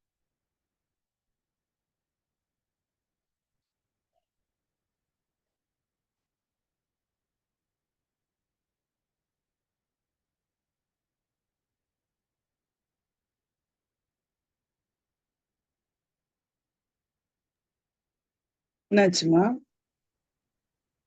கால் வந்துகிட்டே இருக்கு மாமனார்ட்ட இருந்து. சரி. நீங்க வெளில போயிட்டீங்களா ஹோஸ்ட்ல இருந்து? ஒரு சரி 2 ஓகே. நிமிஷம் பேசிக்கங்க 2 நிமிஷம் சொல்லிடுங்க. சரி அம்மாட்ட சொல்லிட்டேன். அம்மா கால் பண்றாங்க. யா. அவுது பில்லாஹி மினஷ் ஷைத்தானிர் ரஜீம். பிஸ்மில்லாஹிர் ரஹ்மானிர் ரஹீம்.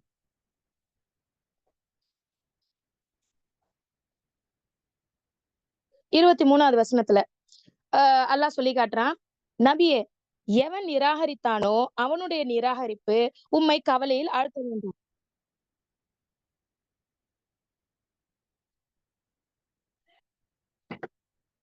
அம்மா நானாவுக்கு போன் பண்ணி கொஞ்சம் கால் கட் பண்ண சொல்லுவான். ரஜியா ரஜியா பேசுறேன்னு சொல்லியிருக்காங்கம்மா. ரஜியா பேசிக்குவாங்க. சரி ஓகே ரைட். அவுது பில்லாஹி மினஷ் ஷைத்தானிர் ரஜீம். பிஸ்மில்லாஹிர் ரஹ்மானிர் ரஹீம். நபியே எவன் நிராகரித்தானோ அவனுடைய நிராகரிப்பு உம்மை கவலையில் ஆழ்த்த வேண்டாம். அவர்களின் மீளுதல் நம்மிடத்தில் தான் இருக்கிறது. அப்போது அவர்கள் செய்து கொண்டிருந்ததை பற்றி நாம் அவர்களுக்கு அறிவிப்போம். நிச்சயமாக அல்லாஹ் இதயங்களில் உள்ளதை நன்கு அறிபவனாக இருக்கின்றான் அப்படின்னு அல்லாஹ் சுப்ஹானஹு வ தஆலா சொல்லி காமிக்கிறான். யாராச்சும் இஸ்லாத்தை ஏத்துக்கல, உங்களை நிராகரிக்கிறாங்க அப்படின்னா நபியே நீங்க அதை பத்தி கவலைப்படாதீங்க அப்படின்னு அல்லாஹ் சுப்ஹானஹு வ தஆலா ரசூல் ஸல்லல்லாஹு அலைஹி வஸல்லம் அவர்களுக்கு ஆறுதல் சொல்லி காட்டுறான். இன்னும் அவர்களை நாம் சிறிது சுகிக்க செய்வோம். பின்னர் நாம் அவர்களை மிகவும் கடுமையான வேதனையின் பால் புகுத்துமாறு நிர்பந்திப்போம். கொஞ்ச நாளைக்கு நம்ம அவங்களுக்கு அவகாசம் கொடுத்து அவங்க திருந்துறாங்களா நம்ம பார்ப்போம். அப்படியே அவங்க திருந்தல அப்படின்னா அதுக்கப்புறம் அவங்களுடைய வேதனை ரொம்ப கடுமையா இருக்கும் அப்படின்னு அல்லாஹ் இங்க எச்சரிக்கையும் செய்யறான். 25ல அல்லாஹ் சொல்றான், வானங்களையும் பூமியையும் படைத்தவன் யார் அப்படின்னு அந்த மக்கள்கிட்ட, அந்த காஃபிரான மக்கள்கிட்ட நீங்க போய் கேட்டீங்கன்னா அவங்க சொல்லுவாங்க அல்லாஹ் தான் அப்படின்னு நிச்சயமா அவங்க பதில் சொல்லுவாங்க. அல்ஹம்துலில்லாஹ் எல்லா புகழும் அல்லாஹ்வுக்கே என்று கூறுவீராக. எனினும் அவர்கள் பெரும்பாலானோர் அறிய மாட்டார்கள். வானத்தையும் பூமியும் படைச்சது யாருன்னு கேட்டா அவங்க கரெக்டா அல்லாஹ்ன்னு சொல்றாங்க. அல்ஹம்துலில்லாஹ் அதுக்கு அல்ஹம்துலில்லாஹ் சொல்லுங்க. ஆனாலும் பெரும்பாலான மக்கள் எப்படிப்பட்டவங்களா இருப்பாங்க? ஒண்ணும் அறியாதவர்களாக இருப்பாங்க அப்படின்னு அல்லாஹ் சொல்றான். இன்னும் வானங்களில் உள்ளவையும் பூமியில் உள்ளவையும் யாவையும் அல்லாஹ்வுக்கே உரியன. நிச்சயமாக அல்லாஹ் எவரிடத்திலும் தேவையற்றவனாகவும் புகழப்படுவனாக இருக்கிறான். அதுக்கடுத்து 27 அல்லாஹ் சொல்றான், நிச்சயமாக இந்த பூமியில் உள்ள மரங்கள் யாவும் எழுதுகோலாகவும் கடல் நீர் முழுவதும் அதனுடன் கூட மற்றும் 7 கடல்கள் அதிகமாக்கப்பட்டு மையாக இருந்த போதிலும் அல்லாவின் புகழ் வார்த்தைகள் முடிவுறாது. நிச்சயமாக அல்லாஹ் மிகைத்தவனும் ஞானமிக்கவனுமாக இருக்கின்றான். சுப்ஹானல்லாஹ்.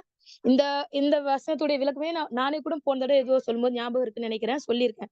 அதாவது அல்லாஹ்வுடைய அந்த புகழ் வார்த்தைகள், அல்லாஹ்வுடைய அந்த பேருடைய அந்த தன்மைகள் ஒவ்வொன்னத்தையும் அர் ரஹ்மான், அளவற்ற அருளாளன் அப்படின்ற அந்த ஒரு வார்த்தைக்கு நீங்க விளக்கம் சொல்றதுக்கு நீங்க எழுத ஆரம்பிச்சீங்க அப்படின்னா, இந்த கடல்ல இருக்கிற மரங்கள் எல்லாத்தையும் பேனாவாக அதை எழுதுகோலாக ஆக்கி, க உலகத்துல இருக்க எல்லா மரங்களையும் எழுதுகோலாக ஆக்கி, கடல்கள் எல்லாத்தையும் மையாக ஆக்கி அல்லாஹ்வுடைய புகழ நீங்க எழுதினாலும் அது எழுதி முடிக்க முடியாது. கூடவே இன்னும் 7 கடல்களுடைய எடுத்து நீங்க அத மைய ஆக்குனாலும் அல்லாஹ்வுடைய புகழ் வார்த்தை என்னைக்குமே முடிவுறாது. சுப்ஹானல்லாஹ். அல்லாஹ் மிகப்பெரியவன். அவ்ளோ பெருமைக்குரியவன். அவ்ளோ சிறப்புக்குரியவன். சுப்ஹானல்லாஹ்.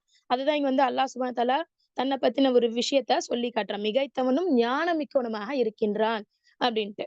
அதுக்கடுத்து 28வது வசனத்துல, மனிதர்களே, உங்களை படைப்பதும் நீங்கள் மரணித்த பின் உங்களை உயிர்ப்பித்து எழுப்புபவனும் ஒருவரை படைத்து அவர் மரணித்த பின் உயிர் கொடுத்து எழுப்புவது போலின்றி வேறில்லை. நிச்சயமாக அல்லாஹ் யாவற்றையும் செவியேற்பவனும் உற்று நோக்குபவனுமாகவே இருக்கின்றான். நீங்க ஒண்ணுமே இல்லாமல இருக்கும்போது அல்லாஹ் உங்களை படைச்சான் இல்லையா? அப்ப நீங்க மரணிச்சதுக்கு அப்புறமா அந்த படைக்கிறான் பாத்தீங்களா அல்லாஹ், எல்லாம் ஒண்ணுதான். அல்லாஹ் ஒண்ணு இல்லாத படைக்கிறதுக்கு அல்லாஹ்வால முடிஞ்சவன், நீங்க இறந்ததுக்கு அப்புறம் எலும்பெல்லாம் மக்கி போனதுக்கு அப்புறம் திரும்ப படைக்கிறதுக்கு அல்லாஹ்வால முடியாதா என்ன? அப்படின்னு அல்லாஹ் கேள்வி கேட்கிறான். நிச்சயமாக அல்லாஹ் தான் இரவை பகலில் புகுத்துகின்றான், பகலை இரவில் புகுத்துகின்றான். இன்னும் சூரியனையும் சந்திரனையும் வசப்படுத்தினான் என்பதை நீங்கள் பார்க்கவில்லையா? ஒவ்வொன்றும் ஒரு குறிப்பிட்ட தவணை வரை செல்கின்றன. அன்றையும் நிச்சயமாக அல்லாஹ் நீங்கள் செய்பவற்றை நன்கு அறிந்தவனாகவே இருக்கின்றான். 30 அது எதனால் என்றால் நிச்சயமாக அல்லாஹ்வே மெய்யான இறைவனாவான். அவனை அன்றி அவர்கள் பிரார்த்திப்பவை எல்லாம் அசத்தியமானவை. மேலும் நிச்சயமா அல்லாஹ் உயர்ந்தவனும் மிக பெரியவனுமாக இருக்கின்றான் அப்படின்னு அல்லாஹ் சொல்லி காமிக்கிறான். 31ல அல்லாஹ் சொல்லி காமிக்கிறான், தன்னுடைய அத்தாட்சிகளை உங்களுக்கு காண்பிப்பதற்காக வேண்டி அல்லாஹ்வுடைய அருட்கொடைகளை கொண்டு நிச்சயமாக கப்பல் கடலில் மிதந்து செல்வதை நீங்கள் பார்க்கவில்லையா? அல்லாஹ் அடுத்த ஒரு அத்தாட்சி நமக்கு சொல்லி காட்டுறான். கடல்ல ஒரு கப்பல் போகுது பாத்தீங்களா? அதுவே நம்ம கண்ணு முன்னாடி நம்ம என்ன சொல்றது, பயன்படுத்திக்கிட்டு இருக்கக்கூடிய ஒரு அத்தாட்சி. அல்லாஹ்வால நம்மளுக்கு கிடைச்ச ஒரு அத்தாட்சி அது. அத நம்ம பயன்படுத்திக்கிட்டு இருக்கோம். இத நீங்க யோசிக்க மாட்டீங்கல்ல? இதில் பொறுமை மிக்க நன்றியுள்ள ஒவ்வொருவருக்கும் அத்தாட்சி இருக்கிறது. கப்பல் எவ்வளவு வெயிட்டா இருக்கும். கடல் அது பாட்டுன்னு பாருங்க, நல்லா ஜம்முன்னு ஒய்யாரமா போயிட்டு இருக்கு பாருங்க. இதே நம்ம ஒரு 1 கிலோ கல்ல தூக்கி கடல்ல போடுங்க, தொப்புன்னு கீழ ஓடி போயிடும். ஆனா கடல் அந்த கப்பல் அவ்ளோ வெயிட்டா இருக்குது. அதுல மாடி மேல மாடிலாம் வச்சு கட்டுறாங்க. எவ்ளோ சரக்கு சாமான் எல்லாத்தையும் ஏத்துறாங்க. எவ்ளோ மக்கள் அதுல பயணிச்சு போறாங்க. அப்பயும் அந்த கடல் பாருங்க, அந்த கப்பல் பாருங்க, எந்த ஒரு இதுவுமே இல்லாமல அது பாட்டுன்னு போயிட்டே இருக்கு. மூழ்காமல எந்த ஒரு இது இல்லாம அழகா போயிட்டு இருக்கு. இதுதான் மக்களுக்கு அல்லாஹ் சுப்ஹானஹு வ தஆலா சொல்லி காமிக்கிற அந்த கப்பலே உங்களுக்கு ஒரு அத்தாட்சியா இருக்கு. அத நீங்க கவனிக்க மாட்டீங்களா? இன்னும் அந்த கப்பல்ல நீங்க போகும்போது அவர்களின் முகடு போல் அலை சூழ்ந்து கொள்ளுமே ஆனால் அல்லாஹ் அவனுக்கே வழிபடுவதை களப்பற்றதாக ஆக்கியவர்களாக அவர்கள் பிரார்த்திக்கின்றனர். இன்கேஸ் அவங்க அந்த மாதிரி கப்பல்ல பயணம் போகும்போது முகடுகள் மாதிரி பெரிய பெரிய மலை மாதிரி அலைகள்லாம் வந்து இருக்கும். அந்த மாதிரி அவங்களுக்கு சூழ்ந்துச்சு அப்படின்னா அவங்க கஷ்டத்துல என்ன பண்றாங்க, டக்குன்னு அல்லாஹ்வையே நாங்க சார்ந்து இருக்கோம், ரொம்ப தக்குவாவாதி மாதிரி ஈமான் கொண்டவங்க மாதிரி அவங்க அல்லாஹ்ட்ட பிரார்த்திப்பாங்க. ஆனால் அவன் அவர்களை காப்பாற்றி கரை சேர்த்து விட்டால் அவர்களில் சிலர் நடுநிலையாக நடந்து கொள்கின்றனர். எனினும் மிகவும் நன்றி கெட்ட பெரும் சதிகாரர்களை தவிர வேறு எவரும் தம் அத்தாட்சிகளை நிராகரிப்பதில்லை. கஷ்டம் வந்தா மட்டும்தான் அல்லாஹ்வ துஆ செய்வாங்க, அல்லாஹ் இபாதத் செய்வாங்க, அல்லாஹ்ட்ட விழுந்து விழுந்து தொழுவாங்க, எல்லாம் பண்ணுவாங்க. கஷ்டம் அல்லாஹ் அந்த துஆ ஏத்துக்கிட்டு கஷ்டத்தை நீக்கிட்டேன்னு வச்சுக்கீங்களேன், அவ்வளவுதான். அப்படியே புறமுதுகு காட்டிக்கிட்டு அவங்க போயிட்டே இருந்துருவாங்க. அவுது பில்லாஹி மின்ஹா. அப்படிப்பட்ட ஒரு சூழ்நிலை பத்தி தான் அல்லாஹ் இங்க சொல்லி காமிக்கிறான். யாருமே இல்ல. கப்பல்ல போகும்போது உங்களுக்கு யாரு உதவி செய்வா? யாருமே உதவி செய்யல. கப்பல் உங்களுக்கு அலைகழிக்குது அப்படின்னும் போது, உடனே நீங்க அல்லாஹ்ட்ட துஆ செஞ்சு அல்லாஹ் உங்களுக்கு கரை சேர்த்துட்டா, நல்ல விதமா கரை சேர்த்துட்டா அப்படின்னா, கொஞ்சம் பேர் மட்டும் தான் அல்லாஹ்வ நன்றி செலுத்துவாங்க. மிச்ச பெரும்பாலானவங்க எப்படிப்பட்டவங்களா இருப்பாங்க? அவங்க அல்லாஹ்வுக்கு நன்றி கெட்டவர்களா தான் இருப்பாங்க. அவங்க நிராகரிப்பாங்க அப்படின்னு சொல்லி அல்லாஹ் சொல்லி காமிக்கிறான். 33ல அல்லாஹ் சொல்றான், மனிதர்களே, உங்கள் இறைவனை அஞ்சிக் கொள்ளுங்கள். இன்னும் அந்த கியாமத்து நாளை குறித்து பயந்து கொள்ளுங்கள். அந்நாளில் தந்தை தன் மகனுக்கு உதவ மாட்டான். அதே போன்று பிள்ளையும் தன் தந்தைக்கு எத்தகைய உதவியும் செய்கின்றவனாக இல்லை. நிச்சயமாக அல்லாஹ்வின் வாக்குறுதி உண்மையானதே ஆகும். ஆகவே இவ்வுலக வாழ்க்கை உங்களை ஏமாற்றி விட வேண்டாம். ஏமாற்றுபவனாகிய ஷைத்தானும் அல்லாஹ்வை குறித்து உங்களுக்கு ஏமாற்றாமல் இருக்கட்டும். சுப்ஹானல்லாஹ். அப்ப இந்த உலக வாழ்க்கை எப்படிப்பட்டதா இருக்கு அப்படின்னா, அந்த மறுமை வாழ்க்கை எப்படிப்பட்டதா இருக்குன்னா, எந்த ஒரு தாயும் சரி, எந்த ஒரு தந்தையும் சரி பிள்ளைங்களுக்கு உதவவே முடியாது. இன்னும் நீங்க கடைசி பாகத்துல எல்லாம் போனீங்க அப்படின்னா, அல்லாஹ் சுப்ஹானஹு வ தஆலா சொல்லி காமிக்கிறான். அந்த மறுமை நாள்ல ஒரு மகன் தந்தையை பார்த்து விரண்டு ஓடுவான். ஒரு தந்தை ஒரு மகனை பார்த்து விரண்டு ஓடுவான். அம்மா பிள்ளையை பார்த்து விரண்டு ஓடும். ஒரு சகோதரி இன்னொரு சகோதரனை பார்த்து விரண்டு ஓடுவாங்க. ஏன்னா, எங்க இவனை பார்த்து நன்மை கேட்டுருவானோ, எங்க எனக்கு உன்னுடைய நன்மையில எனக்கு பங்கு கேட்டுருவானோ அப்படின்னு சொல்லி அல்லாஹ் சுப்ஹானஹு வ தஆலா அந்த மாதிரிலாம் சொல்லி காமிக்கிறான். ஒரு கர்ப்பிணி தாய் தான் குழந்தை பெக்கறது கூட தெரியாமல ஓடி போவாங்களா அந்த கியாமத் நாள்ல. யா நப்சி, யா நப்சி, யா நப்சின்ட்டு. அப்ப அப்பேற்பட்ட ஒரு அமளி துமளி நடக்கக்கூடிய ஒரு நாள் அந்த கியாமத் நாள். அதுல யாரும் யாருக்கும் உதவ முடியாது. அப்ப இந்த உலக வாழ்க்கை நீங்க அதிலேயே இன்பமா உட்கார்ந்து இருக்காதீங்க. மாறாக அந்த நாளைக்கு மறுமையில அல்லாஹ் கிட்ட போய் சேர்க்கறதுக்கும், சொர்க்கத்துக்கு போய் சேர்க்கக்கூடிய ஒரு வழியா இருக்கு. அப்ப இந்த உலகத்துல நீங்க என்ன பண்ணுங்க? அதிக அதிகமா அல்லாஹ்வுக்கு இபாதத் செய்யுங்க அப்படின்னு அல்லாஹ் சுப்ஹானஹு வ தஆலா சொல்லி காட்டுறான். ஷைத்தான நீங்க பின்பற்றாதீங்க அப்படின்னும் அல்லாஹ் சொல்லி காட்டுறான். அல்ஹம்துலில்லாஹ். அடுத்து 34 அல்லாஹ் சொல்றான். நிச்சயமாக அல்லாஹ் அவனிடம்தான் மறுமை நாள் பற்றிய ஞானம் இருக்கிறது. சுப்ஹானல்லாஹ். இந்த 34வது வசனத்துல அல்லாஹ் என்ன சொல்றான்னா, தனக்கு மட்டும் தான் தெரியக்கூடிய, அதாவது அல்லாஹ்வுக்கு மட்டும் தெரியக்கூடிய ஒரு 5 விஷயங்கள். அதாவது மறைவான ஞானம்.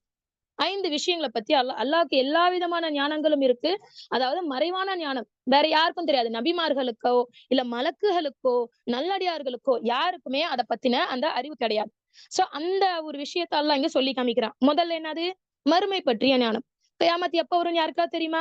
மலக்குகளுக்கோ, நபிமார்களுக்கோ, நல்லடியார்களுக்கோ, மற்ற மனிதர்களுக்கோ யாருக்குமே தெரியவே தெரியாது. அதற்குரிய அடையாளங்கள தான் நம்ம வந்து நபிகளார் ஸல்லல்லாஹு அலைஹி வஸல்லம் நமக்கு சொல்லி காட்டியிருக்காங்களே ஒழிய, எப்ப வரும்? எப்படி வரும்? என்ன எந்த எந்த டயத்துக்கு வரும்? அப்படின்றது நம்மளுக்கு சொல்லி காட்டல. சரிங்களா?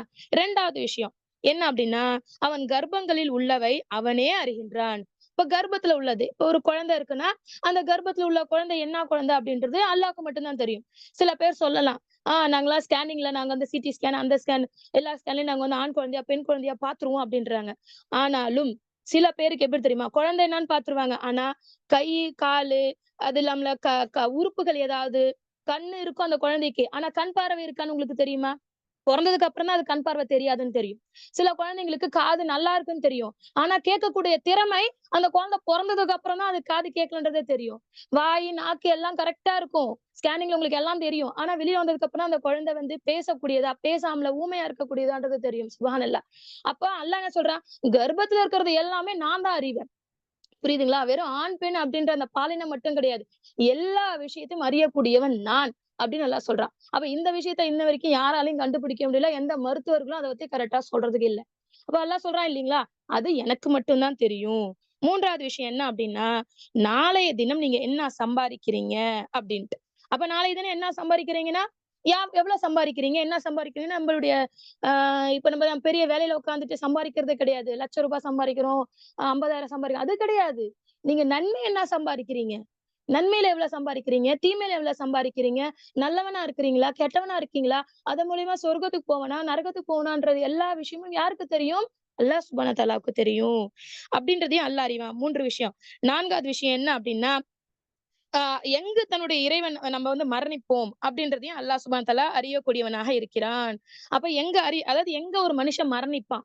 அப்ப எங்க மரணிக்கிறான் அப்படின்னா, ஒரு மனுஷன் இந்த உலகத்துல பொறந்திருப்பான். ஆனா மரணிக்கிறது வேற ஒரு இடமா இருக்கும். நம்ம நெறைய பேர் பெரும்பாலானவங்க கேட்டிருப்போம் இல்லையா? நல்லா அல்ஹம்துலில்லாஹ் ஹஜ் செய்யறதுக்காக கிளம்புனாங்க. ஆனா அங்க மக்காவுல போய் மரணிச்சுட்டாங்க. பொறந்தது என்னவோ இங்க தமிழ்நாடா இருக்கும், மகாராஷ்டிராவா இருக்கும். ஆனா அவங்க மரணிச்சது எங்க? அங்க மக்காவுல இருக்கும், மதீனாவுல இருக்கும். ம ம ம அந்த மாரி அல்லாஹ்வுடைய ஆலயங்கள்ல இருக்கும். அப்ப எங்க பொறக்குறாங்க, எங்க மரணிக்கிறாங்க. இன்னும் சில பேர் பயணத்துல மரணிச்சவங்கலாம் இருக்கிறாங்க. ஊருக்கு போவாங்க, பயணத்திலேயே ட்ரெயின்லயே மவுத்துன்னுவாங்க. அப்ப எந்த இடத்துல மரணிக்கிறீங்க அப்படின்றது அல்லாஹ் சுப்ஹானஹு வ தஆலாக்கு மட்டும் தான் தெரியும். ஆ மேல ஒரு விஷயத்த விட்டுட்டேன். அதான் மழை. மழை எங்க பொழியும் அப்படின்றது 5வது விஷயம். எங்க, எவ்வளோ, எப்படி எப்படி பொழியும்ன்றதையும் அல்லாஹ் சுப்ஹானஹு வ தஆலாக்கு தான் தெரியும் அப்படின்றத, இந்த 5 மறைவான விஷயங்களை அல்லாஹ் சுப்ஹானஹு வ தஆலா தனக்கு மட்டுமே உரித்தான ஒரு ஞானம் அப்படின்றத சொல்லி காட்டுறான். நிச்சயமாக அல்லாஹ் நன்கு அறிபவனும் நுட்பம் மிக்கவனுமாக இருக்கிறேன் அப்படின்னு சொல்லி இந்த அத்தியாயத்தை முடிக்கிறான். அல்ஹம்துலில்லாஹ்.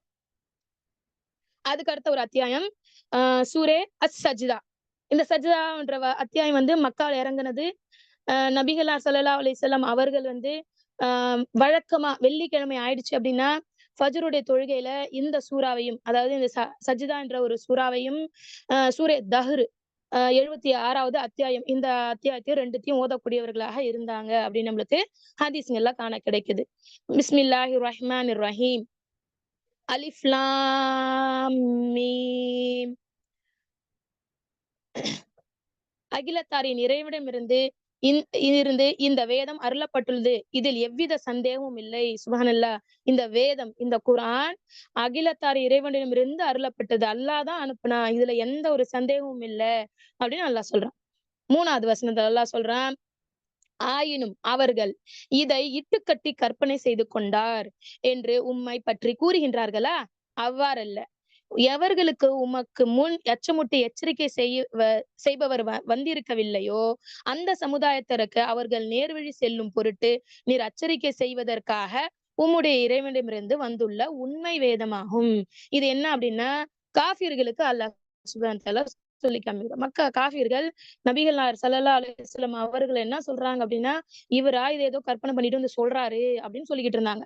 அதுக்குதான் அல்லாஹ் இங்க வந்து சொல்றாங்க, அப்படிலாம் கிடையாது. இது கட்டுக்கதை கிடையாது. ரசூலுல்லாஹ் உன்னை ஏற்படுத்திக்கிட்டு வந்து சொல்லக்கூடிய ஒரு விஷயம் கிடையாது இது. இது மாறாக அச்சமுட்டி எச்சரிக்கை செய்யக்கூடிய ஒரு விஷயம். ஹிதாயத்தை கொடுக்கக்கூடிய ஒரு விஷயம். அல்லாஹ் கிட்ட இருந்து வந்திருக்கக்கூடிய ஒரு உண்மையான ஒரு வேதம் அப்படின்னு அல்லாஹ் இந்த வசனத்துல சொல்லி காட்டுறான். 4. அல்லாஹ் தான் வானங்களையும் பூமியிலும் இவ்விரண்டிற்கும் இடையே இருப்பவற்றை 6 நாட்களில் படைத்தான். பின்னர் தன் கண்ணியத்திற்கு தக்கவாறும் மகத்துவத்திற்கு உரியவாறும் அர்ஷின் மீது இருப்பது எவ்வாறு தகுமோ அவ்வாறு அரிஷின், அதாவது அரியாசனத்தின் மீது அவன் நிலைத்தான். அவனையன்றி உங்களுக்கு உதவியாளரோ பரிந்து பேசுபவரோ இல்லை. எனவே இவற்றையெல்லாம் நீங்கள் சிந்தித்து செயல்பட வேண்டாமா அப்படின்னு அல்லாஹ் சுப்ஹானஹு வ தஆலா கேட்கிறான். வான பூமி எல்லாம் அல்லாஹ் தான் படைச்சான். நிறைய விஷயங்கள்ல வானத்தையும் சரி, பூமியும் சரி, அதுல இருக்கிறது எல்லாத்தையுமே சரி, அல்லாஹ் 6 நாள்ல படைச்சுட்டான்.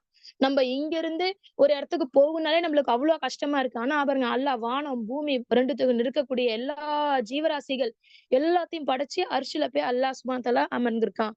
அவன் வந்து எப்படிப்பட்டவனா இருக்கிறான்? ரொம்ப மகத்துவம் மிக்கவனா இருக்கிறான். இதெல்லாம் நீங்க யோசிக்கவே மாட்டீங்களா அப்படின்னு அல்லாஹ் கேட்கிறான். 5வது வசனத்துல அல்லாஹ் சொல்றான், வானங்களிலிருந்து பூமி வரை உள்ள காரியத்தை அவனே நிர்வகிக்கின்றான். ஒரு நாள் ஒவ்வொரு காரியமும் அவனிடமே மேலேறி செல்லும். அந்த நாளின் அளவு நீங்கள் கணக்கிடக்கூடிய 1000 ஆண்டுகளாகும். சுப்ஹானல்லாஹ். ஒவ்வொரு நாளும் நீங்க என்னென்ன அமல் செய்றீங்களோ அந்த அமல் செய்யறத ஒவ்வொன்னும் அல்லாஹ் சுப்ஹானஹு வ தஆலா கிட்ட கொண்டுட்டு போவாங்களாம் மலக்குகள். நம்ம ஒவ்வொரு நாளுமே என்ன செய்றாங்க, நம்ம ஃபஜ்ர்லயும் சரி, அசருடைய வக்துலயும் சரி, மலக்குகள் இறங்குறாங்க. அல்லாஹ் சுப்ஹானஹு வ தஆலா கிட்ட நம்மளுடைய அமல்களை கொண்டு சென்றுகிட்டு இருக்கிறாங்க அப்படின்னு சொல்றாங்க. நீங்க இரவு ஃபுல்லா செய்த நன்மைகளை ஃபுல்லா ஃபஜ்ர்ல இருக்கக்கூடிய மலக்குகள் கொண்டுட்டு போறாங்க. பகல் முழுக்க நீங்க செஞ்சுகிட்டு இருந்த அமல்கள், நல்ல அமல்கள் எல்லாத்தையுமே அசருடைய வக்துல வரக்கூடிய மலக்குகளை கொண்டுட்டு போயிட்டு இருக்காங்க. அப்போ நம்மளுடைய அமல்கள் ஒவ்வொன்னும் அல்லாஹ் கிட்ட உடனே போய்கிட்டு தான் இருக்கு. ஆனா அல்லாஹ் கூட நீங்க கணக்கிடக்கூடிய அந்த நாள் எப்படிப்பட்டதா இருக்கும் தெரியுமா? 1000 ஆண்டுகளா இருக்கும் அப்படின்னு சொல்லி காமிக்கிறாங்க. சுப்ஹானல்லாஹ். அவனே மறைவானதையும் வெளிப்படையானதையும் நன்கு அறிகின்றான். அன்றியும் அவனே யாவற்றையும் மிகைத்தவன், அன்புடையோன். அவனே தான் படைத்துள்ள ஒவ்வொரு பொருளையும் அழகாக்கினான். இன்னும் அவன் மனிதனின் படைப்பை களிமண்ணில் இருந்து ஆரம்பித்தான். சுப்ஹானல்லாஹ். ஒவ்வொரு பொருளையுமே, ஒரு ஆடு, மாடு, ஒட்டகம் எதுவா இருக்கட்டும், எல்லாத்தையும் அல்லாஹ் அவன் தான் அழகாக படைச்சான். அதனாலதான் அவனுடைய பேர் முஸவ்விர், அதாவது உருவம் அமைப்பவன், அழகாக்குபவன். சுப்ஹானல்லாஹ். அல்லாஹ்வுடைய 99 பேர்கள்ல அதுவும் ஒரு பேரு. அழகான உருவத்தை கொடுக்கிறவன். நம்ம பார்ப்போம், ஒரு விலங்கினத்தை பார்ப்போம். நம்மளுக்கு பார்க்கறதுக்கே சகிக்காது. ஆனா அல்லாஹ் அதையும் அழகான விதமா படைச்சு வச்சிருப்பான். ஒரு மனிதர்கள சில பேர் அல்லாஹ் படைச்சு வச்சிருக்கான். அவ்வளவு அழகா, லக்கத ஹலக்கனல் இன்சான ஃபீ அஹ்ஸனி தக்வீம். மனிதர்களை நான் அழகான அமைப்புல படைச்சு வச்சிருக்கேன் அப்படின்னு சொல்லி காமிக்கிறான். சுப்ஹானல்லாஹ். அல்லாஹ் எப்படிப்பட்டவன்? அழகாக அமைப்பவன். அவன் மனுஷனுடைய படைப்பை களிமண், ஆதம் அலைஹிஸ்ஸலாம் அவர்களை களிமண்ல இருந்து அல்லாஹ் படைச்சான் இல்லையா? அதை சொல்லி காட்டுறான். பிறகு நுழையும் அற்பமான நீரின் இந்திரிய சத்திலிருந்து அவனுடைய சந்ததியை உருவாக்கினான். ஆதம் அலைஹிஸ்ஸலாமுக்கு அப்புறம் பின்தொடரக்கூடிய அத்தனை வழித்தோன்றல்களையும் அல்லாஹ் தஆலா என்ன பண்றான்? ஒரு அற்ப துளி, ஒரு அற்ப இந்திரியத்திலிருந்து நான் படைச்சேன் அப்படின்னு சொல்லி காட்டுறான். 9வது வசனத்துல அல்லாஹ் சொல்லி காமிக்கிறான். பிறகு அதனை சரி செய்து அதில் தன் ரூஹிலிருந்தும் ஆன்மாவிலிருந்தும் ஊதினான். இன்னும் உங்களுக்கு அவன் செவிப்புலனையும் பார்வை புலனையும் இதயங்களையும் அமைத்தான். இருப்பினும் நீங்கள் நன்றி செலுத்துவது மிகச் சொற்பமே. சுப்ஹானல்லாஹ். இதெல்லாம் செஞ்சுட்டு ஒண்ணுமே இல்லாம ஒரு ஒரு துளி தண்ணீல இருந்து எப்படிங்க ஒரு மனுஷனை படைக்க முடியும்? யோசிச்சு பாருங்க. சுப்ஹானல்லாஹ். அல்லாஹ் அத படிச்சு, அதுல உங்களுக்கு இதய துடிப்ப குடுத்து, அப்புறம் சதப்பிண்டத்த குடுத்து, அப்புறம் எலும்ப குடுத்து, ரத்த நாளங்கள குடுத்து, சதைகள குடுத்து, தோல பொருத்தி, கை, கால் எல்லாத்தையும் அல்லாஹ் உருவாக்கி, இந்த உலகத்துல உங்கள எவ்ளோ அழகான ஒரு குழந்தையா வெளில வர வைக்கிறான். சுப்ஹானல்லாஹ்.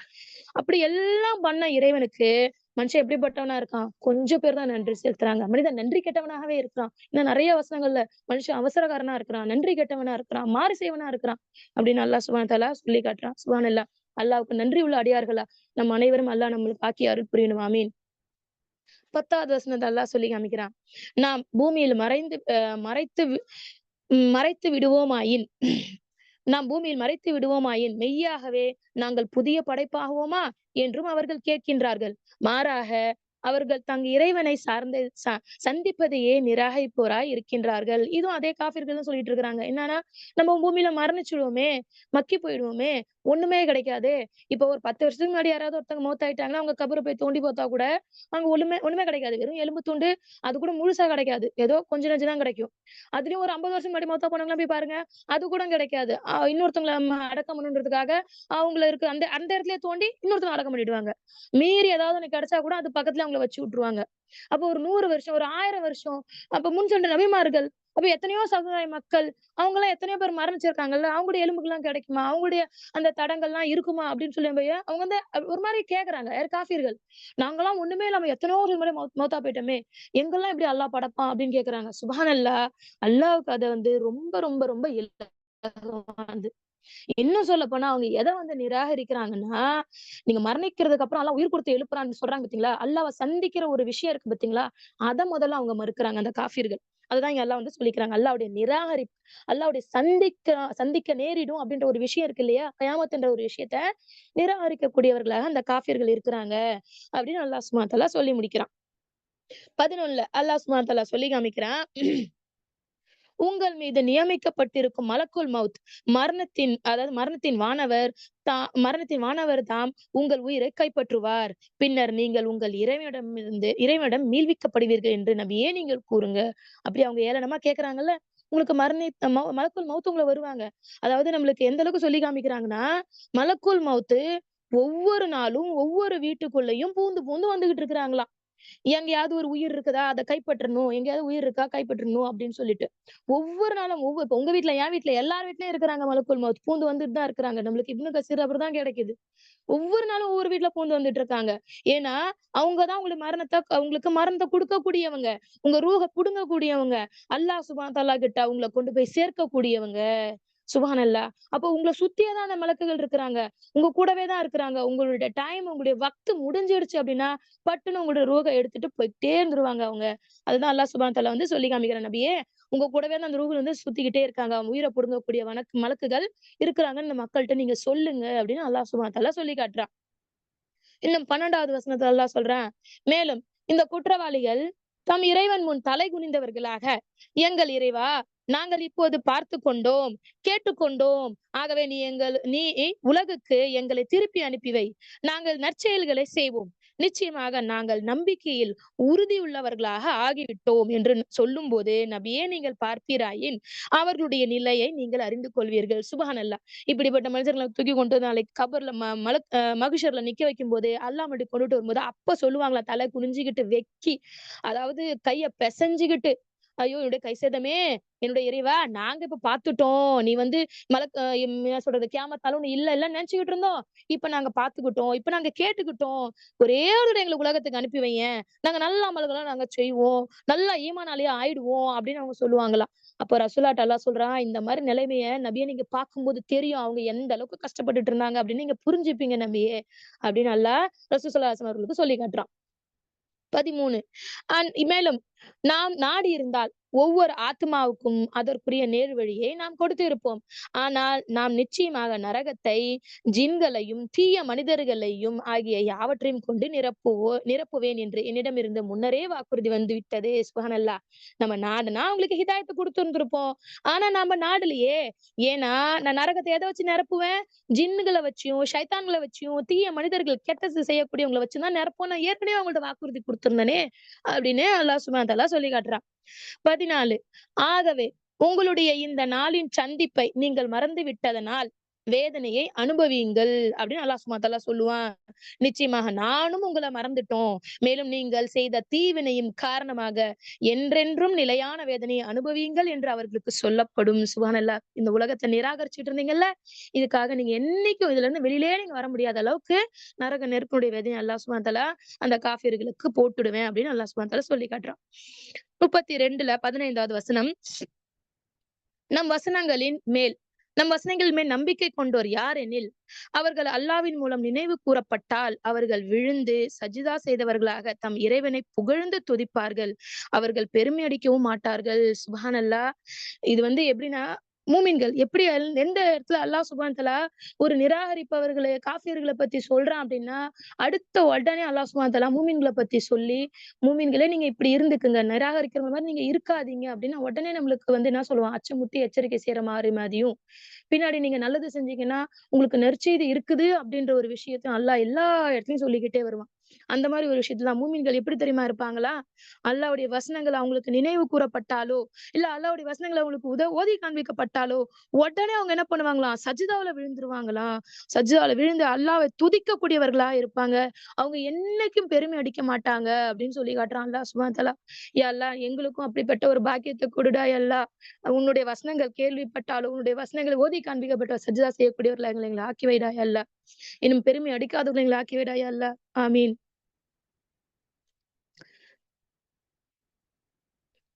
அதுக்கடுத்து 16வது வசனத்தை அல்லாஹ் சொல்றான். அவர்களுடைய விழாக்கள் படுக்கையிலிருந்து விலகிவிடும். அவர்கள் தங்களுடைய இறைவனை அச்சத்தோடும் ஆர்வத்தோடும் பிரார்த்தனை செய்வார்கள். மேலும் நாம் அவர்களுக்கு அளித்தவற்றிலிருந்து தான தர்மங்களில் செலவும் செய்வார்கள். அந்த மூமின்கள் இன்னும் எப்படிப்பட்டவங்களா இருப்பாங்களா? விலா எலும்புகள்லாம் படுக்கையிலிருந்து விலகிடுமா. எந்நேரமும் அவங்க தூங்கிட்டுலாம் இருக்க மாட்டாங்க. அவங்க அதிகமா தொழுவாங்க. தூக்கம்ன்றது அவங்களுக்கு ரொம்ப கம்மியா இருக்கும். அல்லாஹ் சுப்ஹானஹு வ தஆலா சொல்லி காட்டின 5 வக்த் இல்லாமல 6வது ஒரு வக்த் தஹஜ்ஜுதையும் அவங்க தொழுவாங்க. அந்த நேரம் தான் அல்லாஹ்வுக்கு உகந்த நேரம். அல்லாஹ் கிட்ட உரையாடுறதுக்கு உகந்த நேரம். அந்த நேரம் தான் அல்லாஹ் கிட்ட நெருக்கமா இருக்கக்கூடிய நேரம்ன்றத உணர்ந்து அவங்களுடைய விலா எலும்பு தானாகவே அவங்கள எழுப்பி விட்டுரும். அதுல அவங்க உடனே அவங்க படுக்கையிலிருந்து வெளியேறி அவங்க அல்லாஹ்வை துதி செய்வதற்கும், அல்லாஹ் கிட்ட துஆ கேட்பதற்கும், அல்லாஹ் விட்ட பாவமன்னிப்பு கேட்பதற்கும் விரைந்து செல்வாங்க. தன்னுடைய இறைவனுடைய அச்சத்தோடும் ஆர்வத்தோடும் பிரார்த்தனை செய்வாங்க. சுப்ஹானல்லாஹ். அல்லாஹ்வுடைய பயத்தினால நாளைக்கு மறுமையில அல்லாஹ் புடிச்சிருவானோ. மூமின்களுடைய எண்ணமே எப்பயுமே அப்படிதான் இருக்குமா. அவங்க சின்னதா ஒரு தப்பு செஞ்சுட்டா கூட உகது மலை அளவுக்கு நம்ம தப்பு செஞ்சுட்டோமோ அப்படின்னு அவங்க பயந்து பயந்து பயந்து பயந்து நடுங்குவாங்க. எந்த அளவுக்குன்னா உமர் ரலியல்லாஹு தஆலா அன்ஹு அவர்கள் மரண தருவாயில இருக்கிறாங்க. அல்ஹம்துலில்லாஹ் உமர் ரலியல்லாஹு தஆலா அன்ஹுவ பத்தி எல்லாருக்கும் தெரிஞ்ச ஒரு விஷயம் தான். அவருடைய தக்வா, அவருடைய ஈமான், அவருடைய நல்ல அமல்கள் சுப்ஹானல்லாஹ் அவ்ளோ எண்ணில் அடங்காதது. அவர் மரண தருவாயில இருக்கும்போது அவ்ளோ அழுதாராம். என்ன எப்படி சொல்லி அழுதாருன்னா, நான் அல்லாஹ்வ சந்திக்கிறதுக்குரிய அமல செஞ்சுட்டேனான்னு தெரியலையே. இந்த அம கொஞ்சமா செஞ்சுட்டு நான் அல்லாஹ்வ சந்திக்க போறேனே. ஏன் இந்த அளவுக்கு கம்மி அமல செஞ்சிருக்கேனே. அல்லாஹ்வ நான் எப்படி சந்திப்பேன்? அப்படின்னு சுப்ஹானல்லாஹ் சொல்லி அவர் அழுது இருந்திருக்காரு மரண தருவாயில். யோசிச்சு பாருங்க. அப்ப அந்த மூமின்கள் எப்படிப்பட்டவங்களா இருப்பாங்க அப்படின்னா, அல்லாஹ்வை சந்திக்கக்கூடிய அந்த நாள அல்லாஹ் ஏதாவது தண்டனை குடுத்துருவானோ, நம்ம செஞ்ச சின்ன தவறுக்கெல்லாம் நம்ம தண்டனை குடுத்துருவானோ அப்படின்ற ஒரு அச்சத்தோடையும், நம்ம செய்தவர்களுக்கு அல்லாஹ் பார்க்க போறோம் அப்படின்ற ஒரு ஆர்வத்தோடயும் அவங்க அல்லாஹ்வ துஆ செய்வாங்க. மேலும் நாம் அவர்களுக்கு அளித்தது என்று தான தர்மங்களும் செய்வாங்க. இப்ப எவ்ளோ சொத்து பத்துக்கெல்லாம் நம்ம வச்சிருக்கோம். நம்ம 50,00,000 ஒரு வீடு வச்சிருக்கோம். 1,00,000 ஒரு வீடு வச்சிருக்கோம்னா எதுவுமே நம்மது கிடையாது. எல்லாம் அல்லாஹ் நமக்கு கொடுத்தது. அதிலிருந்து அவங்க என்ன பண்ணுவாங்க? தான தர்மங்கள் எடுத்து குடுப்பாங்க. நம்மளால எதுவும் வந்தது இல்லன்னு அவங்களுக்கு புரிஞ்சிருப்பாங்க. அல்லாஹ் கொடுத்தது அவங்க என்ன பண்ணுவாங்க? செலவு செய்யக்கூடியவர்களா இருப்பாங்க. அப்படிப்பட்ட மூமின்கள் அப்படின்னு அல்லாஹ் சொல்லி காட்டுறான். 17 அல்லாஹ் சொல்றான். அவர்கள் செய்து கொண்டிருந்தவற்றின் கூலியாக அவர்களுக்காக மறைத்து வைக்கப்பட்டுள்ள கண்களின் குளிர்ச்சியை, அதாவது மறுமையின் பேரின்பத்தை எந்த ஒரு ஆத்மாவும் அறிந்து கொள்ள முடியாது. சுப்ஹானல்லாஹ்.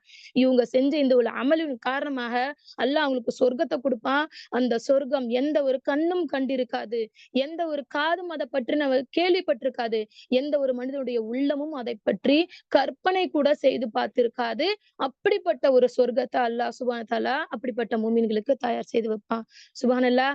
நம் அனைவருக்கும் அப்படிப்பட்ட ஒரு சொர்க்கத்தை அல்லாஹ் தயார் செய்து வைக்கணும். நல்ல மூமின்களுடைய பண்புகளை நம்ம வளர்த்துக்கிட்டு அல்லாஹ்வுக்கு உகந்த ஒரு அடியார்களா இருக்கணும். ஆமீன் ஆமீன் யா ரப்பில் ஆலமீன்.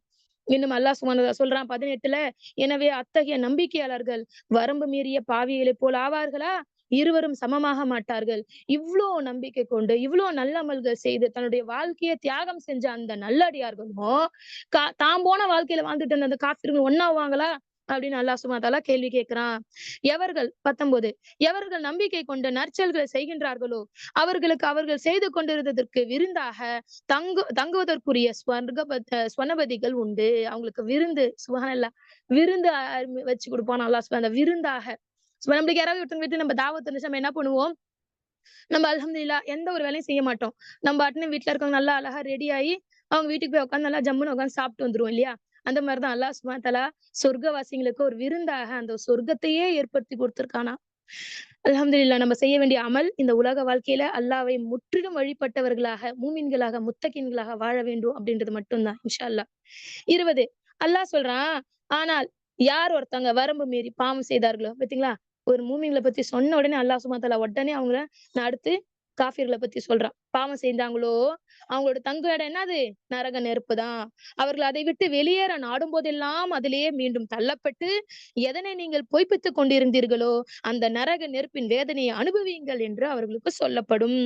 21 மேலும் அவர்கள் பாவங்களிலிருந்து திரும்பிவிடும் பொருட்டு பெரிய வேதனையை மறுமையில் அவர்கள் அடைவதற்கு முன்னதாகவே இம்மையில் சமீபமான ஒரு வேதனையை அவர்கள் அனுபவிக்கும்படி செய்வோம். சுப்ஹானல்லாஹ். அவங்க செஞ்ச அந்த காஃபிர்கள் செஞ்ச அந்த ஒரு காரியத்துக்காக இந்த மறுமையில அல்லாஹ் தஆலா பெரிய ஒரு நரகத்துல போட்டு வாட்டி எடுக்கிறதோட மட்டும் இல்லாமல உலகத்திலேயே அவங்களுக்கு சோதனை கொடுப்பானா. சுப்ஹானல்லாஹ். வேதனை ஒண்ணு கொடுப்பானா, அதை அவங்களுக்கு சுவைக்கும்படி செய்வானா.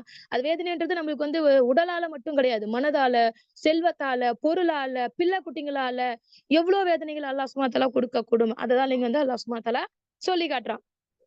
இன்னும் 22 எவர் தன்னுடைய இறைவனின் வசனங்களைக் கொண்டு நினைவுபடுத்தப்பட்ட பின்னரும் அவற்றை புறக்கணித்து விடுகின்றானோ, அவனை விட அநியாயக்காரன் யார்? நிச்சயமாக நான் இத்தகைய குற்றவாளிகளை தண்டிக்கக்கூடியவர்களாக ஆவோம். சுப்ஹானல்லாஹ். அல்லாஹ் சுப்ஹானஹு வ தஆலா இப்படிப்பட்டவங்கள தண்டிக்கக்கூடியதுக்கு அல்லாஹ்வுக்கு ஆற்றல் இருக்கு அப்படின்னு சொல்லி காட்டுறான். 23 மூசா அலைஹிஸ்ஸலாம் அவர்கள பத்தி சொல்றான். நிச்சயமாக நாம் மூசாவுக்கு அவ்வேதத்தை கொடுத்தோம். எனவே நபியே அவர் அதை பெற்றதை பற்றி நீங்கள் சந்தேகப்படாதீர்கள்.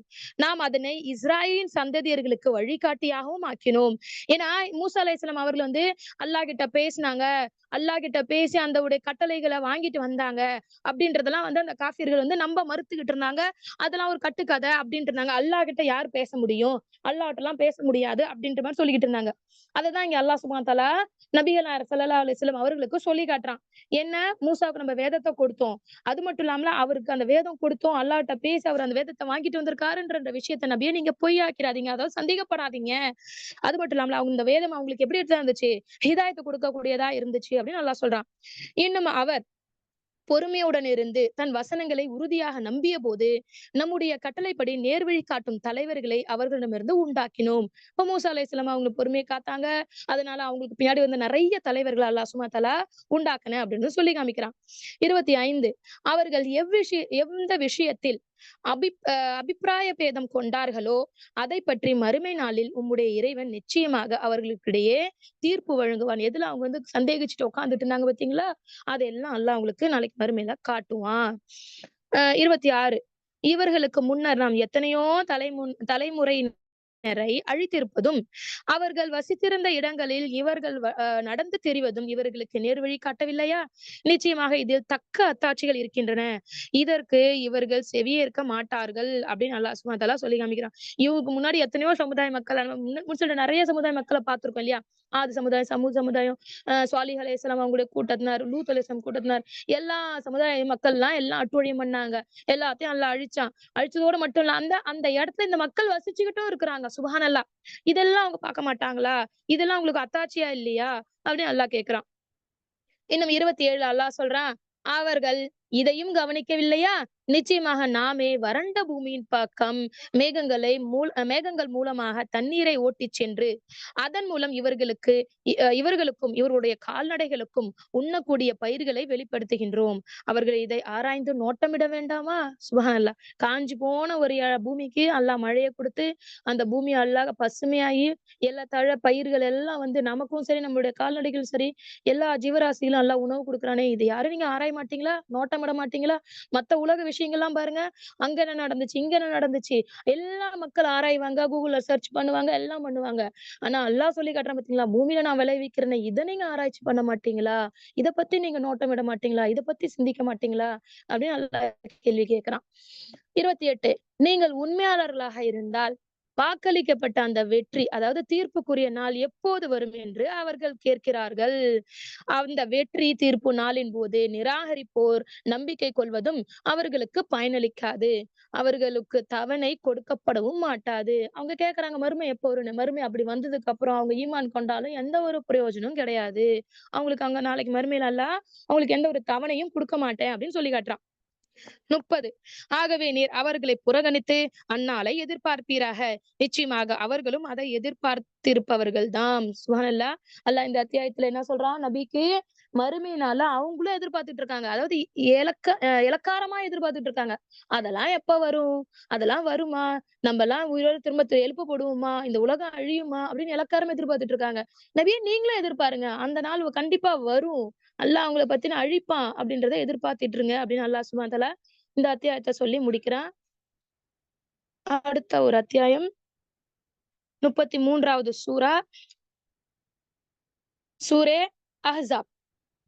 இது மதீனாவுல இறங்கிய ஒரு சூரா. 73 வசனங்களை கொண்டது. அல்ஹம்துலில்லாஹ்.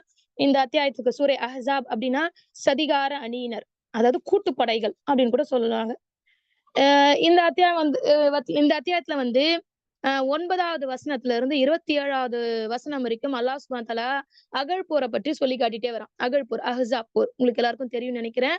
அதாவது ஹிஜ்ரி 4 நபிகளார் ஸல்லல்லாஹு அலைஹி வஸல்லம் அவர்கள் மக்கால இருந்து மதீனாவுக்கு ஹிஜ்ரத் செஞ்சு போய் 4வது வருஷம், 2வது வருஷம் பத்ர் போர் நடந்துச்சு. அடுத்த 3வது வருஷம் உஹது போர் நடந்துச்சு. அடுத்த 4வது வருஷத்துல அஹ்ஸாப், அதாவது அகழ் போர், ஹந்தக் போர்னு கூட சொல்லுவாங்க. சோ இந்த போர் நடந்தது. இந்த போர் நடக்கும்போது மக்கால இருக்கக்கூடிய குறைஷியர்கள், கஹ்தான்க அந்த கோத்திரத்தினவங்க, யூதர்கள், இவங்க எல்லாரும் ஒண்ணா கூட்டு சேர்ந்துக்கிட்டாங்க. அதாவது முஸ்லிம்களை அழிக்கணும் அப்படின்றதுக்காக. குறைஷியர்கள், கஹ்ஃபான்கள், கஹ்தான்கள், ஓகே, கஹ்தான்கள் அதாவது யூதர்கள், இந்த 3 பேர்களும் கூட்டு சேர்ந்து முஸ்லிம் மக்களை அழிக்கணும் அப்படின்னு சொல்லிட்டு கிட்டத்தட்ட 10,000 பேரை கொண்ட ஒரு படையை அவங்க திரட்டிட்டு வராங்க. மதீனாவை அழிக்கணும். மதீனா இருக்கக்கூடிய முஸ்லிம்களை அவங்க வளர விடக்கூடாது.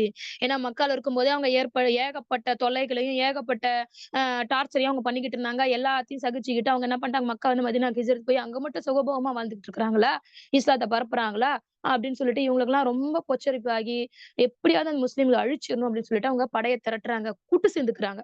அதனாலதான் இந்த அத்தியாயத்துக்கே கூட்டுப்படையினர், அதாவது சதிகார அணியினர், சதி செஞ்சு போறாங்க. சதி செஞ்சு போறது கூட எப்படின்னா பின்னாடி இன்ஷா வசனங்கள் வருது, நான் விளக்கம் சொல்றேன். அத பத்தின விஷயங்கள் அல்லாஹ் சுப்ஹானஹு வ தஆலா இங்க சொல்லி காட்டுறான். அதனாலதான் இந்த அத்தியாயத்துக்கு சூரே அஹ்ஸாப் அப்படின்னு பெயர் வந்திருக்கு. அல்ஹம்துலில்லாஹ். அளவற்ற அருளாளனும் நிகரற்ற அன்புடையோனுமாகிய அல்லாஹ்வின் திருப்பெயரால் துவங்குகின்றேன். 33வது அத்தியாயம் முதல் வசனம். நபியே, அல்லாஹ்வையே அஞ்சுவீராக. நிராகரிப்பவர்களுக்கும் நயவஞ்சகர்களுக்கும் கீழ்ப்படியாதீர்கள். நிச்சயமாக அல்லாஹ் யாவற்றையும் நன்கறிபவன், ஞானம் மிக்கவன் அப்படின்னு அல்லாஹ் சுப்ஹானஹு வ தஆலா சொல்லி காமிக்கிறான். நபியே, நீங்க காஃபிர்களை பார்த்து நினைச்சிட்டு இருக்காதீங்க, அவங்கள பார்த்து பயப்படாதீங்க, நயவஞ்சகர்களுக்கு கீழ்ப்படிஞ்சிட்டு இருக்காதீங்க, அல்லாஹ்வை பயப்படுங்க அப்படின்னு அல்லாஹ் சொல்லி காமிச்சிட்டு, இன்னும் நபியே, உம்முடைய இறைவனிடமிருந்து உமக்கு அறிவிக்கப்படுவதை நீங்கள் பின்பற்றுங்கள். நிச்சயமா அல்லாஹ் நீங்கள் செய்பவற்றை நன்கு அறிந்தவனாக இருக்கின்றான். நபியே, அல்லாஹ்வை நீங்கள் சார்ந்திருப்பீராக. அல்லாஹ்வே உமக்கு பாதுகாவலனாக இருக்க போதுமானவன். தவக்கல் அலல்லாஹி வ கஃபா பில்லாஹி வகீலா. நபியே, நீங்க அல்லாஹ்வே சார்ந்திருங்க. எவ்வளவு கஷ்டம் வந்தாலும் சரி, எவ்வளவு பிரச்சனை வந்தாலும் சரி, முற்றிலும் அல்லாஹ்வின் பக்கமே நீங்க திரும்பிடுங்க. ஏன்னா அல்லாஹ் உங்களுக்கு போதுமானவன், உங்களை பாதுகாக்கிறதுக்கு போதுமானவன், உங்களுடைய கஷ்டங்களை துயர்களை தீர்க்கறதுக்கு போதுமானவனா அல்லாஹ் சுப்ஹானஹு வ தஆலா இருக்கிறான் அப்படின்னு சொல்லி அல்லாஹ் இந்த அத்தியாயத்துல வசனங்களே ஆரம்பத்திலேயே ஆரம்பிச்சு சொல்றான். அதுக்கடுத்து 4வது வசனம். எந்த மனிதனுடைய அகத்திலும் அல்லாஹ் 2 இதயங்களை உண்டாக்கவில்லை. உங்கள் மனைவியரில் எவரையும் தன் மனைவியரை தன் தாய் போன்றவள் என்று கூறி, நீங்கள் உங்களுடைய தாய்மார்களுக்கு ஒப்பாக கூறுவதினால், உங்களுடைய தாய்களாக அவள் ஆகிவிடுவது இல்லை. அவன் ஆக்கவில்லை. அவ்வாறே உங்களுடைய வளர்ப்பு பிள்ளைகளை உங்களுடைய புதல்வர்களாக ஆக்கவில்லை. இவை யாவும் உங்களுடைய வாய்களால் சொல்லும் வெறும் வார்த்தைகளே ஆகும். அல்லாஹ் உண்மையே கூறுகின்றான். இன்னும் அவன் நேர்வழியையும் காட்டுகின்றான். சுப்ஹானல்லாஹ். இந்த வசனம் வந்து ரிஹார், அதாவது சில அந்த காலத்துல அரபியர்கள்லாம் என்ன பண்ணிட்டு இருந்தாங்க அப்படின்னா, தன்னுடைய மனைவி பிடிக்கல, இல்ல மனைவிய அவங்க வந்து விவாகரத்து செய்யணும், ஏதாவது ஒரு காரணம் ஏதாவது சொல்லணும்னு வச்சுக்கலாம், உடனே அந்த மனைவிட்ட சொல்றாங்களா, நீ வந்து என்னோட தாய் மாதிரி இருக்க, அதாவது உன்னுடைய முதுகு என்னோட தாயோட முதுகு மாதிரி இருக்கு, அதாவது அந்த மாதிரி அவங்க வந்து சொல்லிடுவாங்க, தாயோட ஒப்பிட்டு சொல்லிடுவாங்க, நீ என்னோட அம்மா மாதிரி இருக்க அப்படின்ற மாதிரி எல்லாம் அவங்க வந்து சொல்லிடுவாங்களா. சோ அந்த மாதிரி விஷயத்தை பத்தி தான் அல்லாஹ் சுப்ஹானஹு வ தஆலா வந்து சொல்லி காட்டிக்கிட்டே வரான். அதாவது ஃபர்ஸ்ட் நான் சொல்றேன் 3 விஷயங்கள் இந்த இடத்துல சொல்லிட்டே வரான். எந்த ஒரு மனிதனுடைய அகத்திலும் அல்லாஹ் சுப்ஹானஹு வ தஆலா 2 இதயங்களை வச்சதில்ல. ஒரு மனுஷனுடைய இதுல வந்து 2 இதயம் இருக்குதா? ஒரு மனுஷன்ட்ட 2 இதயம் இருக்கா? கிடையவே கிடையாது. அதாவது இன்னும் சொல்லப்போனா அதுல சொல்லக்கூடிய ஒரு வார்த்தை என்னது? வமா ஜஅலல்லாஹு ரிஜாலின், அதாவது ரஜுலுன்னா மனிதன். எந்த ஒரு மனிதன், ஆண் மனிதனுடைய இதயத்திலயுமே உடம்புலயுமே 2 இதயம் இல்ல. இதுல அறிஞர்கள்லாம் கூட இதுக்கு வந்து கருத்து வைக்கிறாங்க. என்னது? ஆம்பளைங்களுடைய உடம்புல, அதாவது எந்த ஒரு ஆணுடைய உடம்புலயும் 2 இதயம் இல்ல அப்படின்னா, அப்போ பெண்ணுடைய உடல்ல வந்து 2 இதயம் இருக்குதா? உடம்புல 2 இதயம் இருக்குதா? அப்படின்னு வந்து அறிஞர்கள்லாம் வந்து கேள்வி கேட்கறாங்க. அப்ப அவங்க சொல்லி காமிக்கிறாங்க, அறிஞர்கள், இஸ்லாமிய அறிஞர்கள் சொல்றாங்க, ஆமா, பெண்களுடைய உடம்புல வந்து 2 இதயம் இருக்கு அப்படின்ட்டு. சுப்ஹானல்லாஹ், யோசிச்சு பாருங்க, பெண்களுடைய உடம்புல 2 இதயம் இருக்கு. இருக்கும். எப்ப அப்படின்னா, அந்த பெண் கர்ப்பிணியா இருக்கும்போது, குழந்தையுடைய இதயம் ஒண்ணு, அவளுடைய இதயம் ஒண்ணு. அப்ப பெண்களுடைய உடல்ல வந்து 2 இதயங்கள் இருக்கும். ஆனா எந்த ஒரு ஆணுடைய உடல்லயும் 2 இதயங்கள் இருக்காது. அத எங்கள்ல வந்து சொல்லி காமிக்கிறார். அப்ப எந்த ஒரு ஆணுகிட்டயும் 2 இதயம் இருக்காது இல்லையா? அந்த மாதிரி நீங்க என்ன பண்றீங்க? உங்களுடைய தாய்மார்களுக்கு ஒப்பாக உங்களோட மனைவிய சொல்றீங்க பார்த்தீங்களா? அதுவும் நீங்க அது தாய் மாதிரி ஆயிட மாட்டாங்க. உங்க மனைவிய உங்க தாய் மாதிரி நீங்க சொல்றது, உங்க மனைவி உங்களுக்கு தாயாக மாற மாட்டாங்க.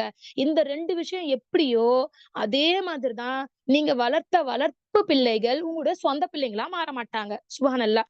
இது எல்லாம் உங்களுடைய வெறும் வார்த்தைகள், வாய் வார்த்தைகள் தான் அப்படின்னு அல்லாஹ் இங்க வந்து சொல்லி காமிக்கிறான். அல்லாஹ் உண்மை சொல்லக்கூடியவன். இன்னும் அவன் எப்படிப்பட்டவனா இருக்கான்? உங்களுக்கு ஹிதாயத்த குடுக்குறேன் அப்படின்னு அல்லாஹ் சுப்ஹானஹு வ தஆலா சொல்லி காட்டுறான். அதுக்கடுத்து 5வது வசனத்த அல்லாஹ் சொல்றான். எனவே நீங்கள் எடுத்து வளர்த்த அவர்களுடைய தந்தையின் பெயர்களைச் சொல்லி, இன்னாரின் பிள்ளை இன்னார் என்றே அழையுங்கள். அதுவே அல்லாஹ்விடம் மீதமுள்ளதாகும். நீங்க ஒரு பிள்ளைய எடுத்து வளர்க்குறீங்க அப்படின்னா, அந்த எடுத்து வளர்க்கிற பிள்ளையோட தந்தையோட பேர் உங்களுக்கு தெரிஞ்சுச்சு அப்படின்னா, இந்த இன்னாருடைய பிள்ளை இன்னாருன்னு சொல்லி வளங்க. இப்ப நபிகளார் ஸல்லல்லாஹு அலைஹி வஸல்லம் அவர்கள் வந்து ஒரு வளர்ப்பு பையன் இருந்தாங்க. யாரு? ஸைத் இப்னு ஹாரிஸ் அப்படின்றவரு இருந்தாரு. ஆனா மக்கள் என்ன சொல்ட்டாங்க? ஸைத் இப்னு முஹம்மதுன்ட்டாங்க. அஸ்தக்ஃபிருல்லாஹ். ரசூலுல்லாஹ்வுடைய பையன் தான் ஸைது அப்படின்ட்டு. ஆனா அந்த மாரி சொல்லக்கூடாது. அது வந்து மார்க்கத்துல இல்லாத ஒண்ணு. அது தடுக்கப்பட்டது. வளர்ப்பு பையன் அப்படின்னா, உங்க தந்தையோட பேர சொல்லியே நீங்க அழையுங்க. அதுதான் அல்லாஹ் கிட்ட நீதமானது. ஆனால் அவர்களுடைய தந்தையின் பேர்ல நீங்கள் அறியவில்லையானால், அப்படி அவங்க தந்தையோட பேர் உங்களுக்கு தெரியாம போயிடுச்சு அப்படின்னா, அவர்கள் மார்க்கத்தில் உங்களுடைய சகோதரர்களாகவும், உங்களுடைய நண்பர்களாகவும் இருக்கிறாங்க. மார்க்கத்துல இஸ்லாமுடைய அந்த தீன்ல உங்களுக்கு நண்பராவும், உங்களுக்கு ஒரு மார்க்க சகோதரனாவும் இருக்கிறாங்க. முன்னர் இது பற்றி நீங்கள் தவறு செய்திருந்தால், உங்கள் மீது குற்றம் இல்லை. நீங்க முன்னாடி ஏதாவது செஞ்சிருந்தீங்கன்னா, அல்லாஹ் மாஷா அல்லாஹ், எப்பயுமே பாருங்களேன், நம்ம முன்னாடி ஒரு தப்பு தெரியாம செஞ்சுட்டுன்னா, அல்லாஹ் குற்றம் பிடிக்கவே மாட்டான். தெரிஞ்சதுக்கு அப்புறம் நீங்க திரும்ப வேண்டுக்குன்னே செய்றீங்கன்னு வச்சுக்கீங்களேன், அதுதான் அல்லாஹ் வந்து குற்றம் பிடிப்பான். அதான் இங்க அல்லாஹ் சொல்றான். ஆனால் உங்களுடைய உள்ளங்கள் வேண்டுமென்றே செய்கின்ற ஒன்றுதான் உங்கள் மீது குற்றமாகும். வேணும்னே நீங்க செய்றீங்கல்ல, அதுதான் உங்களுக்கு குற்றம். நிச்சயமா அல்லாஹ் மன்னிப்பவனும் மிக்க கிருபை உள்ளவனாக இருக்கிறான் அப்படின்னு சொல்லி காட்டுறான். 6வது வசனம் அல்லாஹ் சொல்லி காமிக்கிறான். இந்த நபி நம்பிக்கையாளர்களுக்கு அவர்களுடைய உயிரை விட மேலானவராக இருக்கின்றார். யாரு? நபிகளார் ஸல்லல்லாஹு அலைஹி வஸல்லம் அவர்கள் வந்து நம்பிக்கையாளர் மக்களுக்கு அவர் உயிரை விட மேலானவரா இருக்கிறாரு. இன்னும் அவருடைய மனைவியர் அவருடைய தாய்மார்களாக இருக்கின்றார்கள். நபியுடைய மனைவிமார்கள் 12 பேர் இருந்தாங்க. அவங்க எல்லாமே யாரு? மூமின்களுக்கு அன்னைகள் மாதிரி. அதாவது தாய்மார்கள் மாதிரி. ஒரு விசுவாசத்தை ஒரு விசுவாசியின் சொத்தை அடைவதற்கு மற்ற நம்பிக்கையாளர்களை விடவும், நாடு துறந்த அதாவது முஹாஜிர்களை விடவும் உறவினர்களே சிலரை நெருங்கிய உரிமை உடையவர்கள் ஆவார்கள். இதுதான் அல்லாஹ்வின் வேதத்தில் உள்ளது. என்றாலும் நீங்கள் உங்கள் நண்பர்களுக்கு நன்மை நாடி செய்தாலே தவிர, இது வேதத்தில் எழுதப்பட்டுள்ளது அப்படின்னு சொல்லி காமிக்கிறாங்க. அதாவது இந்த வசனத்தை என்ன அல்லாஹ் சொல்லி காமிக்கிறான் அப்படின்னா, நபிகளார் ஸல்லல்லாஹு அலைஹி வஸல்லம் அவர்கள் எப்படிப்பட்டவங்களா இருக்காங்க? ஒரு மூமின்களுக்கு தன்னோட உயிரை விட மேலானவர்களா இருக்காங்க. ஒரு தடவ உமர் ரலியல்லாஹு தஆலா அன்ஹு அவர் வந்து என்ன சொல்றாருன்னா, ரசூலுல்லாஹ் கிட்ட, "யா ரசூலுல்லாஹ், என் உயிர தவிர்த்து மத்த எல்லாத்த விட நீங்க மேலானவர்களா இருக்கிறீங்க." அப்படின்னு உமர் ரலியல்லாஹு அன்ஹு சொல்லி காட்டுறாரு. உடனே ரசூலுல்லாஹ் சொல்றாங்க, "இல்ல." அப்படின்றாரு. உடனே அவர் சொல்றாரு, "யா ரசூலுல்லாஹ், என்னுடைய உயிரையும் விட மேலானவராக." அது யார் ஒருத்தவங்க தன்னையும் விட அதிகமா, தன் உயிரை விட அதிகமா யார் ஒருத்தவங்க ரசூலுல்லாஹ்வ மேலானவர்ன்னு நினைக்கிறாங்க பார்த்தீங்களா? அவங்க தான் உண்மையான நம்பிக்கையாளர்கள் அப்படின்னு சொல்றாங்க. அதே மாரி அடுத்து உமர் சொல்றாரு, "என்னுடைய உயிரையும் விட மேலானவரா நீங்க இருக்கிறீங்க யா ரசூலல்லாஹ்." அப்படின்னு உமர் ரலியல்லாஹு தஆலா அன்ஹு அவர் வந்து சொல்லி காட்டுறாங்க. சோ அப்ப அவங்க தான் எப்படிப்பட்டவங்களா இருக்காங்க? நம்பிக்கையாளர்களா இருக்கிறாங்க. அது மட்டும் இல்லாமல, அ அல்லாஹ்வுடைய அந்த நபிகளாருடைய மனைவிகள் எல்லாம் நமக்கு தாய்மார்களாவாங்க. அதே மாரி ஒரு ஒரு சொத்துன்னு ஒண்ணு இருந்துச்சு அப்படின்னா, அவங்க வந்து நாடு துறந்து வந்தவங்களுடைய சொத்து முஹாஜிரின்கள விட, அதாவது முஹாஜிர்கள் அதாவது அன்சாரிகளுடைய சொத்துக்கு உரிமையானவங்க, முஹாஜிரின்களை விட, அவங்களுடைய நண்பர்களை விட, அவங்களுடைய உறவினர்களுக்கு தான் அதிக உரிமை இருக்கு. அப்படின்னு அல்லாஹ் சுப்ஹானஹு தஆலா வந்து இங்க சொல்லி காமிக்கிறான். இருந்தாலும் அல்லாஹ் சுப்ஹானஹு தஆலா நீங்க நண்பர்களுக்கு நீங்க ஏதாவது நன்மையா, உபகாரணமா ஒரு அன்பளிப்பா ஏதாவது தர்றீங்க பார்த்தீங்களா? அத தவிர மத்ததெல்லாம் வேதத்துல எழுதப்பட்டு இருக்கு. இது வந்து விதியாக்கப்பட்டிருக்குது அப்படின்னு அல்லாஹ் இங்க வந்து சொல்லி காமிக்கிறான். 7வது வசனத்துல அல்லாஹ் சொல்லி காமிக்கிறான், நபியே, நம் கட்டளைகளை எடுத்துக் கூறுமாறு நபிமார்கள் அனைவரிடமும் சிறப்பாக உம்மிடமும் நூஹ், இப்ராஹிம், மூசா, மரியமுடைய குமாரர் ஈசா ஆகியவர்களிடமும் நாம் வாக்குறுதி வாங்கிய போது மிக்க உறுதியான வாக்குறுதியை அவர்களிடம் நாம் வாங்கினோம். சுப்ஹானல்லாஹ், அல்லாஹ் சொல்லி காமிக்கிறான். அதாவது உலுல் அஸ்ம், அதாவது சொல்லி காமிக்கிறான். அந்த 5 நபிமார்கள் அவங்க எப்படிப்பட்டவங்களாக இருப்பாங்க அப்படின்னா, வைராகியம் உடையவர்களாக இருப்பாங்க. மன உறுதி உடையவர் படைத்தவர்களா இருப்பாங்க. 5 நபிமார்கள அல்லாஹ் சுப்ஹானஹு வ தஆலா சொல்லி காமிக்கிறான். ஊலுல் அஸ்ம் அப்படி சொல்லிட்டு. முதல்ல முஹம்மது நபி ஸல்லல்லாஹு அலைஹி வஸல்லம் அவர்கள், நூஹ் அலைஹிஸ்ஸலாம் அவர்கள், இப்ராஹிம் அலைஹிஸ்ஸலாம் அவர்கள், அதுக்கு அடுத்து மூசா அலைஹிஸ்ஸலாம் அவர்கள், ஈசா அலைஹிஸ்ஸலாம் அவர்கள். இந்த 5 பேர். இவங்களுக்கு எல்லார்கிட்டயும், எல்லா நபிமார்கள்ட்டயும் அல்லாஹ் வாக்குறுதி வாங்குனா, இவங்க கிட்ட உறுதியான ஒரு வாக்குறுதி. இன்னும் ஸ்பெஷலா சொல்லி காமிக்கிறான். நம்முடைய வாக்குறுதி மிக்க ஒரு ஒரு வாக்குறுதிய நம்ம வாங்குனோமே, அதெல்லாம் நீங்க ஞாபகம் இருக்குதா? அப்படின்னு அல்லாஹ் சுப்ஹானஹு வ தஆலா வந்து சொல்லி காமிக்கிறான். இன்னும் உண்மையாளர்கள் 8வது வசனத்துல, உண்மையாளர்களை அவர்களுடைய உண்மை பற்றி அவன் விசாரிப்பதற்காக இவ்வாறு வாக்குறுதி வாங்கினான். மேலும் நிராகரிப்பவர்களுக்கு நோவினை தரும் வேதனையை அவன் சித்தம் செய்து வைத்திருக்கின்றான். சுப்ஹானல்லாஹ். உண்மையாளர்களுக்கு அவங்களுக்கு நல்லா விசாரிக்கக்கூடிய ஒரு நாள் இருக்குது. கியாமத் நாள் இருக்குது அப்படின்றத தெரிஞ்சுக்கிறதுக்காக அல்லாஹ் இந்த மாரி வாக்குறுதி வாங்குனேன்னு சொல்லி காட்டுறான். மேலும் நம்பிக்கையாளர்களே, உங்கள் மீது அல்லாஹ்வின் அருட்கொடையை நினைத்து பாருங்கள். உங்களிடம் எதிரிகளின் படை வந்தபோது புயல் காற்றையும் நீங்கள் கண்ணால் பார்க்க இயலாத வானவர்களின் படையும் அவன் மீது நாம் இறக்கி ஏவினோம். மேலும் நீங்கள் செய்தவை அல்லாஹ் உற்று நோக்குபவனாகவே இருக்கிறான். சுப்ஹானல்லாஹ். அல்லாஹ் சுப்ஹானஹு வ தஆலா வந்து எத சொல்லி காட்டுறான் அப்படின்னா, அந்த போர பத்தி சொல்லி காமிக்கிறான். என்னது? அஹ்ஸாப் போர். அவங்களுக்கு வந்து அல்லாஹ் சுப்ஹானஹு வ தஆலா நினைச்சு பாருங்க. எதிரிகள் உங்ககிட்ட வந்தாங்கல்ல, எந்த அளவுக்கு வந்தாங்க அப்படின்னா, அ அ அஹ்ஸாப் அந்த போர்ல வந்து 10,000 பேர் அந்த காஃபியர்கள், அ க க கஹத்தான் அந்த கஹ்தாஃபியர்கள், யூதர்கள், இன்னொரு 3 பேரும் அவங்க ஒண்ணு சேர்ந்துகிட்டு மதீனாவ அழிக்கிறதுக்காக ஒண்ணு சேர்ந்து வந்திருக்கிறாங்க. மதீனாவ சுற்றி அவங்க வந்து வளைச்சிடுவாங்கன்றதுக்காக நபிகளார் ஸல்லல்லாஹு அலைஹி வஸல்லம் அவர்கள் சல்மான் இப்னு ஃபாரிஸ் அவர்களுடைய அறிவுரையின் பேரு, அவங்களுடைய அட்வைஸ்லுடைய இதுபடி மதீனாவ சுத்தி அவங்க என்ன பண்றாங்க? அகழ் தோண்டி பாதுகாப்பா வச்சுட்டாங்க. ஒரு தற்காப்பு போர் மாதிரி இது வந்து ஆயிட்டாங்க. அப்ப அதான் அவங்க சொல்லி காமிக்கிறாங்க. அல்லாஹ் சுப்ஹானஹு வ தஆலா சொல்லி காமிக்கிறான். அவங்கள அல்லாஹ் எப்படி தெரியுமா அழிச்சான்? 1 மாச காலம் வரைக்கும் இந்த போர்ன்னு ஓடுது. முற்றுகையிட்டுட்டாங்க அவங்க. எந்த அளவுக்குன்னா, 1 மாசம் ஆயிருச்சு. குளிர் நாள் ஆயிடுச்சு. மக்கள்ட்ட மதீனாவாசிகள் இருக்கவங்கள்ட்ட எல்லார்கிட்டயும் அவங்கள்ட்ட பஞ்சமாயிருச்சு. உணவு தீர்ந்து போயிடுச்சு. அவங்களால வந்து வெளியில போக முடியல. ரொம்ப கஷ்டமா இருக்கு. உடனே நபிகளார் ஸல்லல்லாஹு அலைஹி வஸல்லம் அவர்கள் அல்லாஹ்ட்ட துஆ கேட்கிறாரு. அல்லாஹ் சுப்ஹானஹு வ தஆலா அவங்களுக்கு வந்து ஒரு பெரிய வீசுகின்ற காற்று. எப்படி அல்லாஹ் சுப்ஹானஹு வ தஆலா வந்து அது ஒரு மலட்டு காற்ற அனுப்பி அந்த சாகம மக்கள் அழிச்சான் பார்த்தீங்களா? அந்த மாரி ஒரு காத்த கொண்டு அவங்கள வந்து அழிச்சிருக்கிறான். அததான் வந்து சொல்லி காமிக்கிறான். வானவர்களுடைய படையும் அவங்கள மீது நம்ம ஏவி வச்சோமே, அத வந்து அல்லாஹ் சுப்ஹானஹு வ தஆலா எப்படிப்பட்டவனா இருக்கான்? உற்று நோக்குபவனா இருக்கான். அந்த காத்து மூலியமா அவங்க போட்டிருந்த டென்ட், அவங்களுடைய விலங்கினங்கள், அவங்க ஒட்டகம், மனிதர்கள் எல்லாம் பறந்தடிச்சு ஓட ஆரம்பிச்சுட்டாங்க.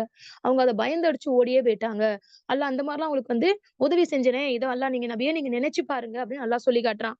10 உங்களுக்கு மேலிருந்தும், உங்களுக்கு கீழிருந்தும் அவர்கள் உங்களிடம் படையெடுத்து வந்தபோது, உங்களுடைய பார்வைகள் சாய்ந்து, உங்களுடைய இதயங்கள் தொண்டைக்குழி முடிச்சுகளை அடைந்து நீங்கள் திணறி, அல்லாஹ்வைப் பற்றி நீங்கள் பலவாறான எண்ணங்களை எண்ணிக்கொண்டிருந்த சமயம், அல்லாஹ் உங்களுக்கு செய்த அருட்கொடைகளை நினைவு கூருங்கள். சுப்ஹானல்லாஹ். ஒரு மனுஷனுடைய இக்கட்டான சூழ்நிலை. ரசூல் ஸல்லல்லாஹு அலைஹி வஸல்லம் உடைய இக்கட்டான சூழ்நிலை. ஏன்னா முஸ்லிம்கள் ரொம்ப கொஞ்சம் பேர் 3000 பேர் தான் இருந்தாங்க. அதிலயும் நெறைய முனாஃபிகீன்கள், அதிலயும் நெறைய நயவஞ்சக தன்மை உடையவங்க, ஈமான்ல கம்சோரியானவங்க, எல்லாரும் பின்வாங்கிட்டாங்க. எப்பா இவங்கள்ட்டலாம் நம்மளால தப்பிக்க முடியாது. அவங்கலாம் 10,000 பேர் இருக்கிறாங்க அப்படின்னு எவ்வளோ பேர் பின்வாங்கிட்டாங்க. 3,000 பேர் இருந்த முஸ்லிம்கள் பின்வாங்கி, பின்வாங்கி, பின்வாங்கி, பின்வாங்கி வெறும் 300 பேர் தான் இருந்ததாக சொல்லப்படுது. இதுலயும் மதீனாவுல இருக்கக்கூடிய பெண்கள, வயதானவங்க எல்லாத்தையும் பாதுகாக்கிறதுக்காக தனியா ஒரு ஒதுக்குப்புற இடத்த வச்சு அங்க தனியா பாதுகாத்தாங்க. எதிரிகளை எதிர்கொள்றதுக்கு படை வீரர்களே இல்ல. இன்னும் நெறைய பேர் என்ன பண்ணிட்டாங்க, எங்க வீடு பாதுகாப்பு இல்லாம கிடக்குது, எங்களோட பிள்ளை குட்டிங்க பாதுகாப்பு இல்லாம அனாதையா கிடக்குறாங்க அப்படின்னு பொய் காரணத்த சொல்லிட்டு நெறைய பேர் இந்த போர்ல இருந்து பின்வாங்கியும் போயிட்டாங்க. அஸ்தக்ஃபிருல்லாஹ். சோ அப்போ நபிகளார் ஸல்லல்லாஹு அலைஹி வஸல்லம் அவர்களுக்கு எப்படி ஆயிடுச்சுன்னா, ரொம்ப இக்கட்டான சூழ்நிலை. தொண்டை குழி அடைஞ்சிடுச்சு. 10,000 பேர் இருக்கிறாங்க. குழிக்கு அந்தாண்ட இருக்கிறாங்க. 1 மாச காலம் ஆயிடுச்சு. என்ன ஆகும்? ஏதாகும்? நம்முடைய முஸ்லிமோட நிலைமை என்ன ஆகும்? அப்படின்னு அவருக்கு ரொம்ப மன வேதனைப்பட்டுட்டு இருக்கும் பொழுது, பலவாறான எண்ணங்கள் வந்துருச்சாம். சுப்ஹானல்லாஹ். அதுலயும் அந்த காஃபிர்களும், முனாஃபிகின்களும், ஈமான் குறைவாக உள்ளவர்களும், அவங்களுடைய எண்ணங்கள்லாம் தப்பு தப்பா தோண ஆரம்பிச்சிருச்சு.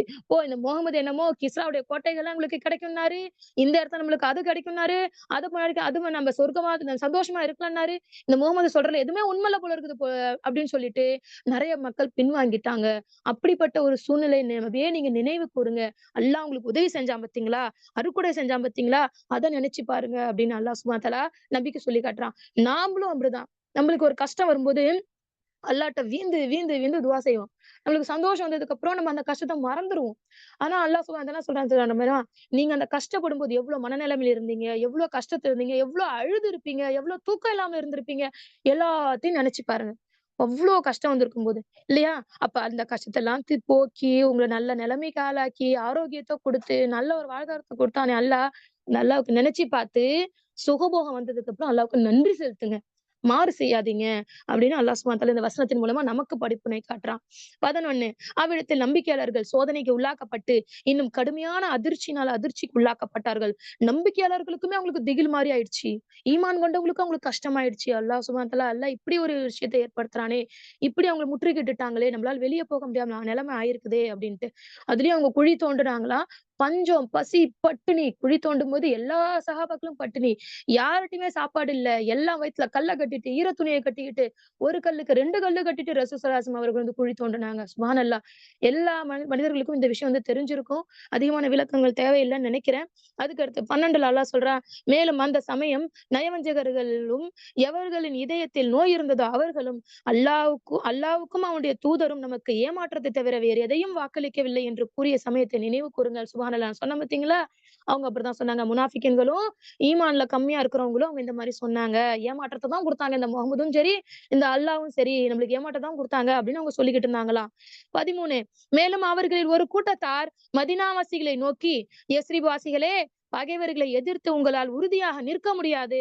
ஆதலால் நீங்கள் திரும்பிச் சென்று விடுங்கள் என்று கூறியபோது, அவர்களில் மற்றொரு பிரிவினர், நிச்சயமாக எங்களுடைய வீடுகள் பாதுகாப்பற்ற நிலையில் இருக்கின்றன என்று அவை பாதுகாப்பதற்காக இல்லாத நிலையிலும் கூறி போர்க்களத்திலிருந்து சென்றுவிட நபியிடம் அனுமதி கோரினார்கள்.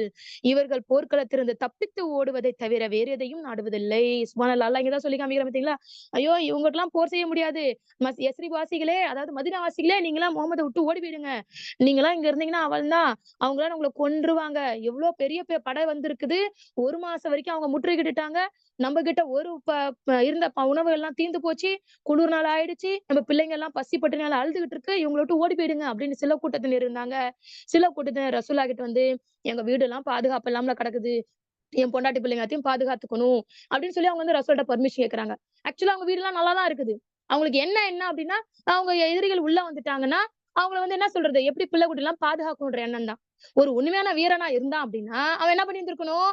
தன்னுடைய எதிர்த்து போர் செஞ்சிருக்கணும். தன் வீட்டையும், நாட்டையும் காப்பாத்திருக்கணும். ஆனா அவங்க உண்மையான வீரனே கிடையாது. உண்மையான மூமினே கிடையாது. எல்லாம் முனாஃபிகின்கள். அததான் இங்க வந்து ரசூலா சொல்லி காமிக்கிறாங்க. அது மட்டும் இல்லாமல 14ல சொல்றான், மேலும் அதன் பல பாகங்களிலிருந்தும் அவர்கள் மீது எதிரி படைகள் புகுத்தப்பட்டு, பிறகு குழப்பம் செய்யும்படி அவர்களிடம் கேட்கப்பட்டிருக்குமானால், நிச்சயமாக அவர்கள் அதை ஏற்று அவ்வாறே செய்திருப்பார்கள். குழப்பத்தை சிறிது நேரமே தவிர தாமதப்படுத்த மாட்டார்கள். இன்கேஸ் அவங்கள்ட்ட ஏதாவது குழப்பம் ஏற்படுத்தணும், கலகம் உண்டாக்கணும் முஸ்லிம்கள்ட்ட அப்படின்னு சொன்னனா, அந்த முனாஃபிகள் உடனே கலகத்தை ஏற்படுத்துறதுக்கு ஒரு நிமிஷம் கூட தயங்க மாட்டாங்க. உடனே கலகத்தை ஏற்படுத்தி எல்லாத்தையும் தூள் தூளாக்கியிருப்பாங்க, பஸ்மமாக்கி இருந்திருப்பாங்க. அததான் இங்க வந்து அல்லாஹ் சுப்ஹானஹு வ தஆலா சொல்லி காட்டுறான். 15 எனினும் அவர்கள் போரிலிருந்து புறங்காட்டி ஓடுவதில்லை என்று அல்லாவிடத்தில் இதற்கு முன்னர் நிச்சயமாக வாக்குறுதி செய்திருந்தார்கள்.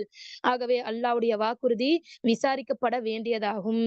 ஆனா இவங்க என்ன பண்றாங்க, நபியே நாங்க உங்கள்கிட்ட போர் செய்ய வருவோம், உங்களுக்கு நல்ல வாக்குறுதி கொடுக்குறோம், நாங்க உங்களுக்கு ஜெயிக்க வைக்கிறோம்லாம் சொல்லி இருந்திருக்காங்க. ஆனா கடைசியில அவங்க புறமுது காட்டி ஓடிட்டாங்க. அல்லாஹ் இத பத்தி விசாரிப்பான் அப்படின்னு சொல்லி காட்டுறாங்க. 16 மரணத்தை விட்டோ அல்லது கொல்லப்படுவதை விட்டோ நீங்கள் விரண்டு ஓடுவீர்களாயின் அவ்வாறு விரண்டு ஓடுவது உங்களுக்கு யாதொரு பயனும் அளிக்காது. அப்போது நீங்கள் வெகு சொற்பமே அன்றி சுகம் கொடுக்கப்பட மாட்டீர்கள் என்று நபியே நீங்க அந்த மனுஷங்கள்ட்ட சொல்லிடுங்க அப்படின்னு அல்லாஹ் சுப்ஹானஹு வ தஆலா சொல்லி காமிக்கிறான். மரணத்தை பார்த்து பயந்து ஓடுறீங்களா? இல்ல நீங்க கொல்லப்பட்டுருவோம் அப்படின்னு நினைச்சிட்டு பயந்து ஓடுறீங்களா? இது எதுவுமே உங்களுக்கு பயனளிக்காது. நீங்க எங்க ஓடுனாலும் உங்களுக்கு மரணம்னா மரணம் வந்து தான் போகும். நீங்க கொல்லப்படணும்னா கொல்லப்பட்டு தான் செய்வீங்க அப்படின்னு அல்லாஹ் சுப்ஹானஹு வ தஆலா சொல்லி காட்டுறான். 17 அல்லாஹ் உங்களுக்கு கெடுதியை நாடினால் அவர்களிடமிருந்து உங்களை பாதுகாப்பவர் யார்? அல்லது அவன் உங்களுக்கு அருளை நாடினால் அதை உங்களுக்கு தடை செய்பவர் யார்? அல்லாவையன்றி உங்களுக்கு வேறு யாவரையும் பாதுகாவலனாகவும் உதவியாளனாகவும் அவர்கள் காண மாட்டார்கள் என்று நபியே நீங்க அந்த மக்கள்கிட்ட சொல்லிடுங்க. 18 உங்களில் போருக்கு செல்வோரை தடை செய்வோரையும் தம் சகோதரர்களை நோக்கி தம்மிடம் வந்து விடுங்கள் என்று கூறுபவர்களையும் நிச்சயமாக திட்டமாக அல்லாஹ் அறிந்து கொண்டான். அன்றியும் அவர்கள் சொற்பமாகவே போர் புரிய வருகிறார்கள். சோ அப்ப காஃபிர்கள் முனாஃபிகின்கள் தான் இந்த வேலை எல்லாம் பண்ணுது. முஸ்லிம்கள் எவ்வளவு போர் செய்யறதுக்கு முதல்ல ஹான்னு ஒத்துப்பாங்க. அதுக்கப்புறமேட்டு அவங்க என்ன பண்ணுவாங்க, போர் செய்யறதுக்கோ உதவி செய்யறதுக்கோ எதுக்குமே அவங்க வந்து வரமாட்டாங்க அப்படின்னு தான் அல்லாஹ் சுப்ஹானஹு வ தஆலா வந்து சொல்லி காட்டுறான். 19 அல்லாஹ் சொல்றான், அவர்கள் உங்கள் மீது கஞ்சத்தனத்தை கைக்கொள்கின்றார்கள். ஆனால் பகைவர்கள் பற்றி பயம் வந்துவிட்டால் மரணத்தினால் மயக்க நிலை அடைந்தவர்களைப் போன்று அவர்களுடைய கண்கள் சுழல்கின்ற நிலையில் அவர்கள் உம்மை கண்டு கொண்டிருப்பதை நபியே நீங்கள் பார்ப்பீர்கள். ஆனால் அதன் பயம் நீங்கிவிட்டாலோ போர்க்களத்தில் எதிரிகள் விட்டு சென்ற செல்வ பொருட்கள் மீது பேராசை கொண்டவர்களாக கூறிய நாவு கொண்டு கடுஞ்சொற்களால் உங்களை கடிந்து கொள்வார்கள். இத்தகையோர் உண்மையாக நம்பிக்கை கொள்ளவில்லை. ஆகவே அவர்களுடைய செயல்கள் அல்லாஹ் பாழாக்கி விட்டான். இது அல்லாஹ்வுக்கு மிகவும் எளிதானது. சுப்ஹானல்லாஹ். அல்லாஹ் சுப்ஹானஹு வ தஆலா என்ன சொல்லி காமிக்கிறான், இந்த மாதிரி மக்கள் அவங்க வந்து போர் வந்துச்சுன்னா புறங்காட்டி ஓடி போயிடுறாங்க. அதே ஒரு சமயம் முஸ்லிம்களுக்கு வெற்றி கிடைச்சிச்சுன்னா, நாங்க தானே போர்ல ஜெயிச்சோம், நாங்க தானே உங்க கூட சப்போர்ட்ல இருந்தோம், நாங்க அதனால இப்படி ஆச்சு அப்படின்னு சொல்லி அந்த முனாஃபிக்கின் என்ன பண்றாங்க, அந்த போர் பொருட்கள் அந்த கனிமத்து பொருட்கள் பங்கு போடுறதுக்கு மட்டும் வேகமா பெருசா சண்டை போடுறதுக்கு வந்துடுவாங்க அப்படின்னு அல்லாஹ் சுப்ஹானஹு வ தஆலா சொல்லி காமிக்கிறான். அதுக்கடுத்து 20 அந்த எதிரி படைகள் இன்னும் போகவில்லை என்று அவர்கள் எண்ணுகின்றார்கள். எதிரி படைகள் மீண்டும் வருமானால் அவர்கள் கிராமப்புறங்களுக்கு ஓடிச் சென்று நாட்டுப்புற அரபியர்களிடம் மறைவாக உங்களை பற்றியுள்ள செய்திகளை விசாரித்துக் கொண்டிருக்க வேண்டுமே என்றுதான் விரும்புகின்றார்கள். ஆயினும் அவர்கள் அவ்வாறு போகாது உங்களுடன் இருந்திருந்தால் ஒரு சிறிதே அன்றி அதிகம் போரிட மாட்டார்கள். சுப்ஹானல்லாஹ். 21 அல்லாஹ் சொல்றான், அல்லாவின் மீதும் இறுதி நாளின் மீதும் ஆதரவு வைத்த அல்லாவை அதிகம் தியானிப்போருக்கு நிச்சயமாக அல்லாவின் தூதரிடம் ஒரு அழகிய முன்மாதிரி இருக்கிறது. சுப்ஹானல்லாஹ். இவ்வளோ போர், இந்த போர் எவ்வளோ கஷ்டத்துக்கு ஆணுச்சு, எவ்வளோ போய் நெருக்கடிக்குள்ளானுச்சு. எந்த ஒரு உயிர் சேதம் அதிக உயிர் சேதம் இல்லாட்டினாலும் கூட மன உளைச்சலுக்கும் மன கஷ்டத்திற்கும் நெருக்கடிக்கும் ரசூலுல்லாஹ்வுக்கு ஆளாக்குன போர்னா இந்த போர். ரொம்ப ரொம்ப கஷ்டப்பட்டார். அந்த சமயத்திலலாம் ரசூல் ஸல்லல்லாஹு அலைஹி வஸல்லம் அவர்கள் ரொம்ப பொறுமையா இருந்தாரு. ரொம்ப அல்லாஹ்ட்ட துஆ செஞ்சாரு. அல்லாஹ்வையே சார்ந்து இருந்தாரு. மக்களை வந்து நல்ல விதத்துல வழிகாட்டி நடத்தி கொண்டுட்டு போனாரு.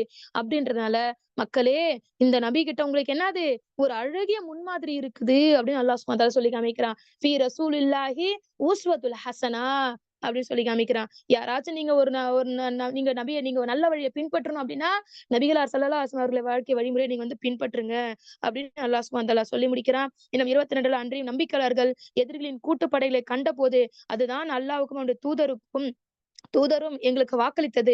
அல்லாஹ் அவனுடைய தூதரும் உண்மையே உரைத்தார்கள் என்று கூறினார்கள். இன்னும் அது அவர்களுடைய நம்பிக்கையும் இறைவனை முற்றிலும் வழிபடுவதிலையும் அதிகப்படுத்தாமல் இல்லை அப்படின்னு சொல்லி அவங்க சொல்லி காமிக்கிறாங்க. சுப்ஹானல்லாஹ். அல்லாஹ்வை நம்பிக்கையாளர்கள் இந்த மாதிரி அல்லாஹ் சொல்லுவாங்க, அல்லாஹ் எங்களுக்கு வாக்களிச்சுதான் எங்களுக்கு நடந்துச்சு.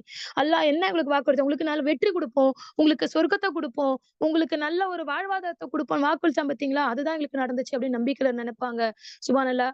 அந்த மாதிரி ஒரு நம்பிக்கையாளர்களாக அல்லாஹ்வை முற்றிலும் வழிபட்ட ஒரு நல்ல அடியார்களாக அல்லாஹ் உங்களையும் என்னையும் ஆக்கி அருள் புரியணும் அப்படின்னு இந்த நேரத்துல அந்த துஆ கேட்டுக்கிறேன். சொன்னதை விட கேட்டதை விட அமல் செய்வதற்கு அல்லாஹ் உங்களுக்கும் எனக்கும் தௌஃபீக் செய்வானாக. வாஹிர் தவானா அல்ஹம்துலில்லாஹி ரப்பில் ஆலமீன். அஸ்ஸலாமு அலைக்கும் வரஹ்மத்துல்லாஹி வபரகாத்துஹு. வலைக்கும் அஸ்ஸலாம் வரஹ்மத்துல்லாஹி வபரகாத்துஹு. ஜஸாக்கல்லாஹு கைரன் கஸீரா.